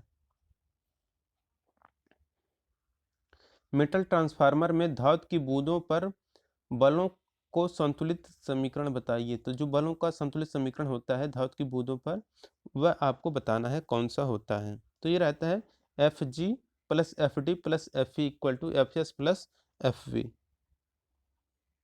यहाँ पर बी आंसर करेक्ट होगा। अब है 152 नंबर क्वेश्चन कि मैनुअल मेटालिक आर्क वेल्डिंग प्रक्रिया किस प्रकार की वेल्डिंग है? Extrusion, fusion, fission, exothermal. तो मैनुअल मेटालिक आर्क वेल्डिंग प्रक्रिया जो रहता है यह एक प्रकार का आपका फ्यूजन वेल्डिंग होता है। तो यहाँ पर बी आंसर करेक्ट हो जाएगा, मैनुअल मेटालिक आर्क वेल्डिंग प्रक्रिया फ्यूजन प्रकार की वेल्डिंग है। आर्क वेल्डिंग प्रक्रमों में सबसे अधिक मैनुअल मेटल आर्क वेल्डिंग प्रक्रम का प्रयोग करते हैं क्योंकि यह प्रक्रम सबसे आसान, सस्ता तथा साधारण उपयोगों के लिए आवश्यक मजबूती प्रदान करने वाला प्रक्रम होता है और इसमें मेटालिक कोर वाला फ्लक्स कोटेड इलेक्ट्रोड प्रयोग किया जाता है। अब 153 नंबर क्वेश्चन कि इलेक्ट्रोड होल्डर एक डिवाइस है जिसका प्रयोग वेल्डिंग के दौरान इलेक्ट्रोड को ग्रिप करने और कुशलता से चलाने के लिए किया जाता है। यह होल्डर किस धातु से बना होता है? माइल्ड स्टील, कॉपर या एलॉय स्टील, प्लास्टिक, ब्रास। तो इलेक्ट्रॉन होल्डर एक डिवाइस है जिसका प्रयोग वेल्डिंग के दौरान इलेक्ट्रोड को ग्रिप करने और कुशलता से चलाने के लिए प्रयोग किया जाता है। यह होल्डर जो रहता है यह कॉपर या कॉपर के एलॉय का बनाया जाता है जो इलेक्ट्रोड को पकड़ने और उसे वेल्डिंग सेट के केबल द्वारा जोड़ने के काम आता है। और आपको पता होगा कि ये एक प्लास की तरह उपकरण होता है। सील्डेड मेटल आर्क वेल्डिंग में डिपोजिशन रेट कितना होता है? तो सील्डेड मेटल आर्क वेल्डिंग में जो वेल्डिंग डिपोजिशन रेट होता है वह होता है 0.5 से 2 kg पर हावर होता है और इस वेल्डिंग में सुरक्षा सील्डिंग गैस से की जाती है। वेल्डिंग टार्च के द्वारा आर्गन, हीलियम व कार्बन डाइऑक्साइड जैसे गैस इस्तेमाल की जाती हैं क्योंकि ये किसी के साथ क्रिया नहीं करती हैं और यह पूरी तरह से उदासीन गैस भी होता है। अब है 155 नंबर क्वेश्चन कि सील्डेड मेटल आर्क वेल्डिंग में इलेक्ट्रोड का कौन सा एंगल सबसे उपयुक्त रहता है? 30 डिग्री, 35, 40, 45। तो सील्डेड मेटल आर्क वेल्डिंग में इलेक्ट्रोड का जो एंगल सबसे ज़्यादा उपयुक्त रहता है वह रहता है 45 डिग्री। अब 156 नंबर क्वेश्चन कि रेलवे अनुप्रयोग में किस वेल्डिंग द्वारा बिल्डअप प्रक्रिया को संपन्न किया जाता है? Submerged arc welding, manual metal arc welding, plasma arc welding, उपरोक्त में से कोई नहीं। तो रेलवे अनुप्रयोग में जिस वेल्डिंग द्वारा बिल्डअप प्रक्रिया को संपन्न किया जाता है वह रहता है मैनुअल मेटल आर्क वेल्डिंग। यह प्रक्रम सस्ता, आसान व साधारण उपयोगों के लिए आवश्यक मजबूती प्रदान करने वाला प्रक्रम है। इसमें फ्लक्स कोटेड इलेक्ट्रोड वाला प्रयोग किया जाता है। बिल्डअप प्रक्रिया में पहले से किए गए वेल्डिंग को रिपेयर करने के लिए किया जाता है। 157 नंबर क्वेश्चन है, स्टेलाइटिंग में कौन सी विधि प्रयोग लाई जाती है? ऑक्सीएसिटिलीन विधि, मेटालिक आर्क विधि, इनर्ट गैस वेल्डिंग विधि, उपरोक्त सभी। तो स्टेलाइटिंग में जो विधि हम लोग यूज करते हैं वह विधि रहता है ऑक्सी एसिटिलीन विधि, मेटालिक आर्क विधि और इनर्ट गैस वेल्डिंग विधि, यह सभी रहता है। तो यहाँ पे डी आंसर करेक्ट हो जाएगा, उपरोक्त सभी। अब है अगला क्वेश्चन, कोरेजन का कारण क्या है? तो कोरेजन का क्या कारण होता है? कोरोजन का, तो कोरोजन यानी कि संक्षारण का क्या कारण है? ऑक्सीडेशन, एब्रेजन, कार्बनीकरण, इरोजन। तो कोरोजन का जो मेन कारण होता है वह होता है ऑक्सीडेशन। तो कोरोजन का कारण ऑक्सीडेशन होता है। जंग एक धातु के गुणों का विनाश है, क्योंकि इसके पर्यावरण के साथ एक प्रतिक्रिया होती है। यह अंततः अपने भवन या आवेदन को संभावित रूप से गंभीर नुकसान पहुंचाता है और मरम्मत के लिए बहुत महंगा होता है। 159 नंबर क्वेश्चन है कि वोल्टेज कंट्रोल का उपयोग किया जाता है कंट्यूर वेल्डिंग में, इलेक्ट्रॉन बीम वेल्डिंग में, इलेक्ट्रॉन गैस वेल्डिंग में, उपरोक्त सभी में। तो वोल्टेज कंट्रोल का जो उपयोग किया जाता है यह कंट्यूर वेल्डिंग में करते हैं। तो कंट्यूर वेल्डिंग में हम लोग वोल्टेज कंट्रोल का यूज करते हैं। तो वोल्टेज कंट्रोल कंट्यूर वेल्डिंग में करते हैं। अर्थ क्लैंप किस पदार्थ का बना होता है? तो देखिए, जो अर्थ क्लैंप रहता है यह आपका तांबे यानी कि Cu का, कॉपर का बना होता है। गाइड ट्यूब किस धातु की बनी होती है? कॉपर, एल्युमिनियम, स्टील, उपरोक्त सभी। तो जो गाइड ट्यूब होता है यह स्टील का बनाया जाता है और गाइड ट्यूब बहुत मजबूत होता है। 162 नंबर क्वेश्चन है, जब टैक बेल्ट का बैक सिरा निप्पल के बीच में स्थापित होता है तो उसे किससे विस्थापित किया जाता है? इलेक्ट्रोड से, स्पेसर वायर या भी दोनों, उपरोक्त में से कोई नहीं। तो जब टैक वेल्ड का बैक सिरा निप्पल के बीच में स्थित होता है तो स्पेस वाशर को विस्थापित किया जाता है। तो यहाँ पर बी आंसर करेक्ट हो जाएगा, स्पेस वाशर। दो कारखंडों को वेल्ड करने से पहले कुछ जगहों पर टैक दिया जाता है ताकि अंतिम वेल्डिंग पूरा होने तक घटकों को उचित स्थान, संरेखण और दूरी में पकड़ा जा सके। 163 नंबर क्वेश्चन है कि टैक वेल्ड प्लेट की मोटाई होती है 3 से 4 गुने के बीच, 5 से 6 गुने के बीच, 7 से 8 गुने के बीच, उपरोक्त में से कोई नहीं। तो टैक वेल्ड प्लेट की जो मोटाई होती है यह होता है 3 से 4 गुने के बीच में। टैक वेल्डिंग का उपयोग बिना फिक्सचर और कार्यखंड पर प्रयोग किया जाता है। टैक वेल्ड छोटा वेल्ड होता है। टैक वेल्ड का प्रयोग किया जाता है असेंबली की सहायता हेतु, वेल्डिंग सहायता हेतु, बीड एकत्रित करने हेतु, उपरोक्त में से कोई नहीं। तो टैक वेल्ड का जो हम लोग प्रयोग करते हैं वह असेंबली की सहायता हेतु करते हैं और टैक वेल्ड से असेंबली को होल्ड किया जाता है तथा सही स्थान में लोकेट भी किया जाता है। 3 mm मोटाई की मृदु इस्पात प्लेट के लिए बट ज्वाइंट में टैक वेल्ड की पिच कितनी होती है? 200 mm, 100 mm, 150 mm, 250 mm। ये हमारा IOF अप्रेंटिस फिटर 2017 में आया वो क्वेश्चन है। तो 3 mm मोटाई की मृदु इस्पात प्लेट के लिए बट ज्वाइंट में टैक वेल्ड की जो पिच होनी चाहिए वह पिच रहता है 150 mm का। तो यहाँ पर सी आंसर करेक्ट हो जाएगा, 150 mm। बट जोड़ में जोड़े जाने वाले किनारे आप आमने सामने रखे जाते हैं। 3 mm मोटी चादरों के किनारे को तिरछा नहीं किया जाता है। 166 नंबर क्वेश्चन है, टैक वेल्ड प्रक्रिया में धारा का प्रवाह कितना होना चाहिए?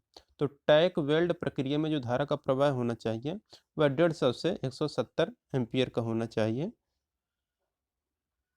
टैक वेल्डिंग का मुख्य प्रयोग क्या है? प्रेशर वेजल वेल्डिंग, पतली चादरों की वेल्डिंग, पाइप वेल्डिंग, मोटी चादरों की वेल्डिंग। तो टैक वेल्डिंग का जो मुख्य अनुप्रयोग होता है वह रहता है प्रेशर वेजल वेल्डिंग। तो प्रेशर वेजल में गैस या तरल को उच्च दाब पर स्टोर करने और स्थानांतरित करने के लिए कई उद्योगों में उपयोग किया जाता है। 168 नंबर क्वेश्चन है कि प्लेट वेल्डिंग की तुलना में पाइप वेल्डिंग होती है जटिल प्रक्रिया, सरल प्रक्रिया, सामान्य प्रक्रिया, उपरोक्त में से कोई नहीं। तो प्लेट वेल्डिंग की तुलना में जो पाइप वेल्डिंग होता है यह आपका एक जटिल प्रक्रिया होता है और प्लेट वेल्डिंग को स्ट्रक्चर वेल्डिंग तथा पाइप वेल्डिंग को प्रेशर वेल्डिंग कहते हैं। 169 नंबर क्वेश्चन है, प्रदर्शित वेल्डिंग का नाम बताइए। ये जो वेल्डिंग है इसका नाम बताना है। Uphill welding, downhill welding, leftward welding, rightward welding. तो ये होता है डाउनहिल वेल्डिंग। तो चित्र में जो प्रदर्शित है वह वेल्डिंग डाउनहिल वेल्डिंग दिखाया गया है। डाउनहिल वेल्डिंग में ऊपर से नीचे वेल्ड करते हैं। यह वेल्डिंग पतले कारखंड के लिए उपयुक्त है। अपहिल वेल्डिंग में नीचे से ऊपर की ओर वेल्ड करते हैं।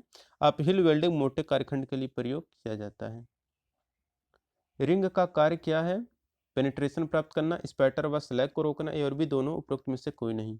तो देखिए जो रिंग का कार्य होता है वह पेनिट्रेशन प्राप्त करना और स्पैटर व स्लैग को रोकना होता है। तो यहाँ पर सी आंसर करेक्ट हो जाएगा, ए और बी दोनों। 171 नंबर क्वेश्चन है, पाइपों को ठीक से अलाइन करने के लिए कौन महत्वपूर्ण भूमिका निभाता है? बैकिंग रिंग, इंसर्ट रिंग, ए और बी दोनों, उपरोक्त में से कोई नहीं। तो पाइपों को ठीक से अलाइन करने के लिए जो महत्वपूर्ण भूमिका निभाता है वह बैकिंग रिंग होता है। बैकिंग रिंग का उपयोग जोड़ को मजबूत करने और वेल्ड धातु को पाइप में प्रवेश करने से रोकने के लिए किया जाता है। बैकिंग रिंग गोल व वर्गाकार हो सकते हैं। 172 नंबर क्वेश्चन है, एलॉय स्टील के हाई प्रेशर पाइप को वेल्ड करने के लिए किस विधि का उपयोग किया जाता है? Uphill welding, downhill welding, roll welding, उपरोक्त में से कोई नहीं। तो एलॉय स्टील के हाई प्रेशर पाइप को वेल्ड करने के लिए जिस विधि का हम लोग प्रयोग करते हैं वह अपहिल वेल्डिंग होता है। तो यहाँ पर ए आंसर करेक्ट हो जाएगा, अपहिल वेल्डिंग। और यह वेल्डिंग ऊर्ध्वाधर रूप में की जाती है, अर्थात नीचे से ऊपर वेल्ड की जाती है। यह वेल्डिंग मोटे कारखंड पर वेल्ड की जाती है। अब 173 नंबर क्वेश्चन, निम्न में से किसमें किनारा तैयारी यानी कि एज प्रिपरेशन सरलता से की जा सकती है? प्रेशर वेजल वेल्डिंग में, प्लेट वेल्डिंग में, पाइप वेल्डिंग में, उपरोक्त सभी में। तो जिसमें किनारा तैयार सरलता से किया जा सकता है वह रहता है प्लेट वेल्डिंग में। तो प्लेट वेल्डिंग में किनारा सरलता से तैयार किया जाता है। प्लेट वेल्डिंग थर्मोप्लास्टिक से जुड़ने वाली एक थर्मल वेल्डिंग तकनीक है। यह वेल्डिंग में दो सतहों के पास गर्म उपकरण को रखा जाता है ताकि उन्हें पिघलाया जा सके। फिर इस उपकरण को हटा दिया जाता है और सतहों को दबा देकर एक साथ जोड़ दिया जाता है। 174 नंबर क्वेश्चन है, जब पदार्थ की मोटाई 1.6 mm स्थित वेल्डिंग हो तो आदर्श वेल्डिंग के लिए वेल्डिंग स्पीड कितनी होनी चाहिए? तो इसके लिए जो होना चाहिए वह होना चाहिए 50 सेंटीमीटर पर मिनट होना चाहिए। तो 1.6 mm मोटाई की वेल्डिंग सबमर्ज्ड आर्क वेल्डिंग के अंतर्गत की जाती है। सबमर्ज्ड आर्क वेल्डिंग का प्रयोग फ्लैट पोजीशन में वेल्ड करने के लिए किया जाता है, परंतु इसके द्वारा पाइप और फिलेट भी सफलतापूर्वक जोड़े जाते हैं। 175 नंबर क्वेश्चन है, मोटी चादरों की मशीनों द्वारा कोर सज्जा के लिए कौन सी मशीनों का उपयोग किया जाता है? Lathe machine, shaper machine, milling machine, उपरोक्त सभी। तो मोटी चादरों की मशीनों द्वारा कोर सज्जा के लिए जो मशीन हम लोग उपयोग करते हैं वह लेथ मशीन, सेपर मशीन और मिलिंग मशीन, यह सभी होता है। यहाँ पर डी आंसर करेक्ट हो जाएगा, उपरोक्त सभी। और लेथ मशीन द्वारा सिलेंड्रिकल जाब को वेल्ड करने के लिए किनारा तैयार किया जाता है। सेपर मशीन द्वारा सीधी कटाई होती है, यह मशीन छोटे प्लेटों को ही काट सक पाती है। मिलिंग मशीन द्वारा फार्म टूल प्रयोग करके एक ही बार में यू या जे प्रोफाइल के किनारे तैयार किए जाते हैं। 176 नंबर क्वेश्चन है, गोल या आयताकार कारखंड को एक घूमते हुए चक में पकड़कर एक कटिंग टूल द्वारा उसके किनारों को आवश्यकता अनुसार वी यू जे या बेवल आकार में कटिंग किस प्रकार की मशीन से की जाती है? तो यह हम लोग करते हैं लेथ मशीन के द्वारा, और इसके द्वारा सिलेंड्रिकल जाब या पाइप आदि को वेल्ड करने के लिए हम लोग तैयार करते हैं। 177 नंबर क्वेश्चन है कि कोर सज्जा हेतु प्रयुक्त मशीन निम्न चित्र में दर्शाई गई है, इसका नाम क्या है? तो आपको स्पष्ट होगा, ये जो फिगर दिख रहा है तो यह फिगर है आपका लेथ मशीन का। तो यहाँ पर ऑप्शन नंबर ए सही हो जाएगा, लेथ मशीन। यह हमारे यूपी टर्मिनल में आया हुआ क्वेश्चन था। अब 178 नंबर क्वेश्चन है कि ये जो फिगर है यह कौन सा फिगर है? तो देखिए ये जो फिगर है यह आपका सेपर मशीन का फिगर है। तो सेपर मशीन यहाँ पर ऑप्शन नंबर बी करेक्ट हो जाएगा। अभी यहाँ पर है कि ये जो मशीन दिख रहा है ये कौन सा मशीन है? तो देखिए ये जो मशीन है अच्छा चलिए हम आपको ऊपर वाले के बारे में बता देते हैं कि ये देखिए जो रहता है मशीन 178 नंबर वाला, ये रहता है आपका सेपर मशीन। और सेपर मशीन जो रहता है यह इस मशीन द्वारा सीधी कटाई की जाती है। इस मशीन द्वारा छोटी लंबाई की प्लेटों को ही मशीन किया जाता है। अब ये जो है, ये जो फिगर है, ये फिगर है आपका मिलिंग मशीन का। तो मिलिंग मशीन को दर्शाया गया है यह फिगर। मिलिंग मशीन के द्वारा फार्म टूल प्रयोग करके एक बार में यू या जे प्रोफाइल के किनारे तैयार किए जाते हैं। इसमें गोल घूमते हुए कटर के द्वारा मशीनिंग की जाती है। तो यहाँ पर सी आंसर करेक्ट हो जाएगा, मिलिंग मशीन। कोर सज्जा के लिए प्रयुक्त चित्र में प्रदर्शित मशीन का नाम बताइए। तो ये जो फिगर है, यह कौन सा फिगर है? तो यह कहलाता है आपका प्लेनर मशीन। तो यहाँ पर डी आंसर करेक्ट हो जाएगा, प्लेनर मशीन। प्लेनर मशीन अधिक लंबे जाप के किनारे मशीनन करने के लिए प्रयोग किया जाता है। यह मशीन सीधी कटाई के लिए प्रयोग की जाती है। तो यहाँ पर डी आंसर करेक्ट हो जाएगा, प्लेनर मशीन। 181 नंबर क्वेश्चन है कि मोटी प्लेटों के कार्यखंडों को जोड़ के अनुसार मार्किंग करके मशीन वाइस में पकड़कर कटिंग टूल द्वारा सीधी कटिंग किस प्रकार की मशीन से की जाती है? Lathe machine, shaper machine, milling machine, planer machine. तो ये जो रहता है इसे हम लोग करते हैं सेपर मशीन के द्वारा। तो यहाँ पर भी आंसर करेक्ट हो जाएगा, सेपर मशीन। तो मोटे प्लेट के कारखंड को जोड़ के अनुसार मार्किंग करके मशीन वाइस में पकड़कर कटिंग टूल द्वारा सीधी कटिंग सेपर मशीन द्वारा करते हैं। यह मशीन छोटी लंबाई को ही मशीनन कर पाती है।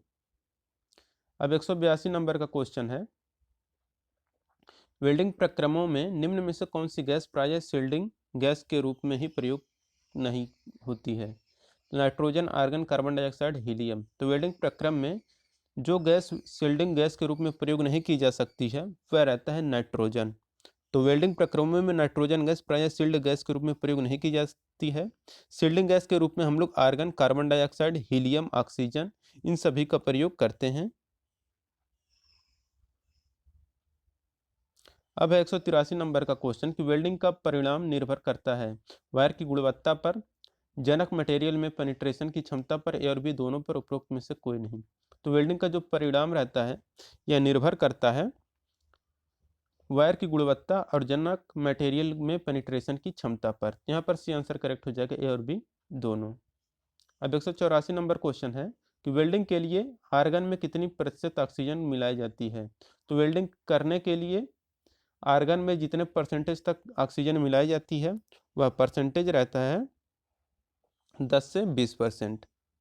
और आर्गन की विशेषता क्या होती है कि इसकी वजह से कम ताप उत्पन्न होता है, जिससे से इसके द्वारा 1.6 mm मोटाई से कम मेटलों की मैनुअल वेल्डिंग की जाती है। और यह पतले मेटल की वेल्डिंग के लिए आवश्यक होता है। इसे एल्युमिनियम या एल्युमिनियम एलॉय की वेल्डिंग करने के लिए इस्तेमाल किया जाता है आर्गन को। और अधिक मोटाई की वेल्डिंग करने के लिए आर्गन और हीलियम का इस्तेमाल करना चाहिए। लंबे जाप के मापन हेतु क्या प्रयोग करते हैं? स्टील टेप, बिंदु पंच, वायर ब्रूस, हेक्सा। तो लंबे जाप को मापने के लिए हम लोग स्टील टेप का प्रयोग करते हैं। डिवाइडर उपकरण किस धातु का बना होता है? निम्न कार्बन इस्पात, उच्च कार्बन इस्पात, उच्च एलॉय स्टील, उपरोक्त में से कोई नहीं। तो डिवाइडर उपकरण जो रहता है यह बनाया जाता है उच्च कार्बन इस्पात का। तो यहाँ पर बी आंसर करेक्ट हो जाएगा, उच्च कार्बन इस्पात। डिवाइडर एक मार्किंग टूल होता है। इसकी दो टांगें होती हैं जिसके सिरे नुकीले अर्थात तेज धार वाली होती हैं। कार्य के अनुसार यह 100, 150 और 200 mm साइज में मिलते हैं। और डिवाइडर का साइज उसकी रिवेट या पीवेट पिन के केंद्र से पॉइंट तक की दूरी से प्रकट करते हैं। ये जो फिगर है इसका नाम आपको बताना है। तो ऐनक, वेल्डिंग हेलमेट, बॉक्स, उपरोक्त में से कोई नहीं। तो ये वेल्डिंग हेलमेट का प्रयोग फिगर है। ये जो फिगर है ये कौन सा? ऐनक, लटकन, हेलमेट, उपरोक्त में से कोई नहीं।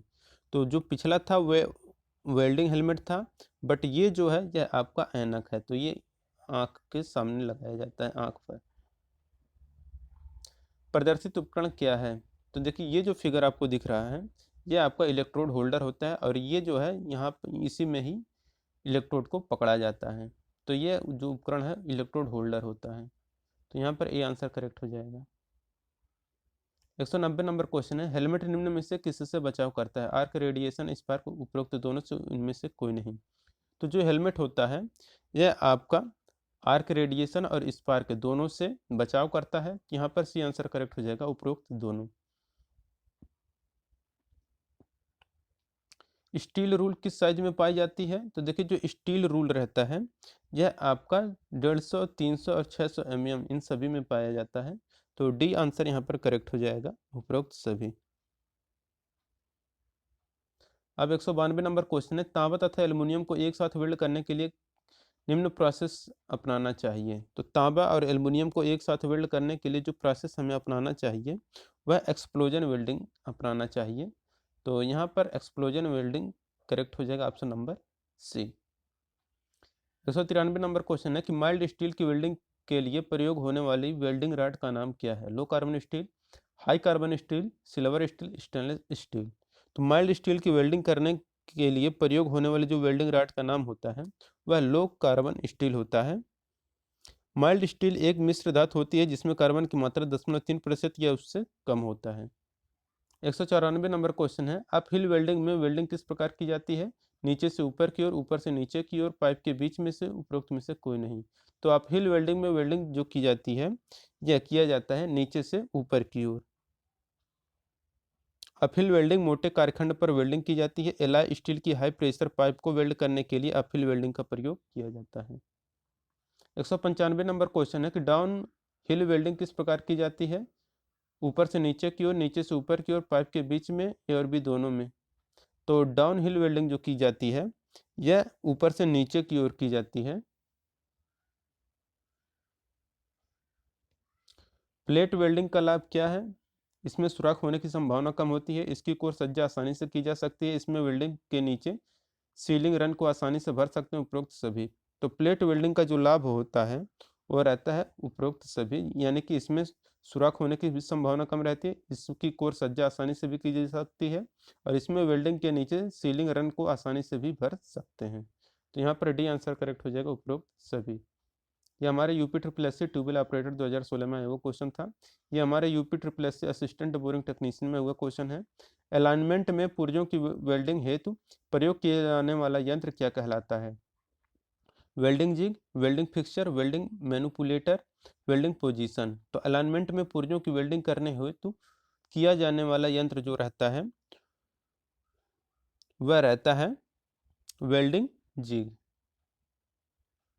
दक्षिणावर्त वेल्डिंग में ब्लो पाइप वेल्ड के साथ कितने एंगल बनाता है? तो यह 45 से 50 डिग्री का एंगल बनाता है।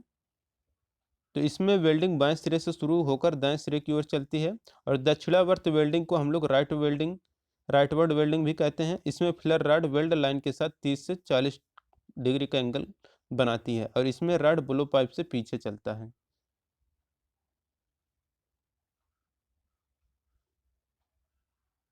199 नंबर क्वेश्चन है, निम्न में से कौन सी गैस को यूनिवर्सली वेल्डिंग के लिए प्रयोग नहीं करते हैं? एसिटिलीन, ऑक्सीजन, हाइड्रोजन, उपरोक्त सभी। तो यूनिवर्सली वेल्डिंग के लिए हम लोग प्रयोग नहीं करते हैं, वह हमारा हाइड्रोजन वेल्डिंग रहता है। तो हाइड्रोजन का प्रयोग हम लोग यूनिवर्सली वेल्डिंग के लिए प्रयोग नहीं करते हैं। दक्षिणावर्त वेल्डिंग ज़्यादातर किस धातु के लिए प्रयोग में ली जाती है? तो जो दक्षिणावर्त वेल्डिंग होती है इसे हम लोग ज़्यादातर स्टील धातु के लिए प्रयोग करते हैं। इसे बैक हैंड वेल्डिंग या राइटवर्ड वेल्डिंग भी कहते हैं। यह वेल्डिंग बाएं सिरे से शुरू होकर दाएं सिरे की ओर चलती है। इसमें वेल्डिंग टार्च दाएं हाथ में व फिलर रॉड बाएं हाथ में पकड़ी जाती है। इसमें फिलर रॉड कम खर्चा होता है। तो दोस्तों यहाँ पर ये हमारा 200 क्वेश्चन ख़त्म हुआ। अगर ये वीडियो आपको अच्छा लगा हो तो वीडियो को लाइक कर दें। अगर आप हमारे चैनल पर नए हैं तो चैनल को सब्सक्राइब कर लें और ऐसे वीडियो देखने के लिए हमारे चैनल ऑब्जेक्टिव सेंटर से ज़रूर जुड़ें और अपने दोस्तों को भी जोड़ें। मिलेंगे नेक्स्ट वीडियो में। Thank you.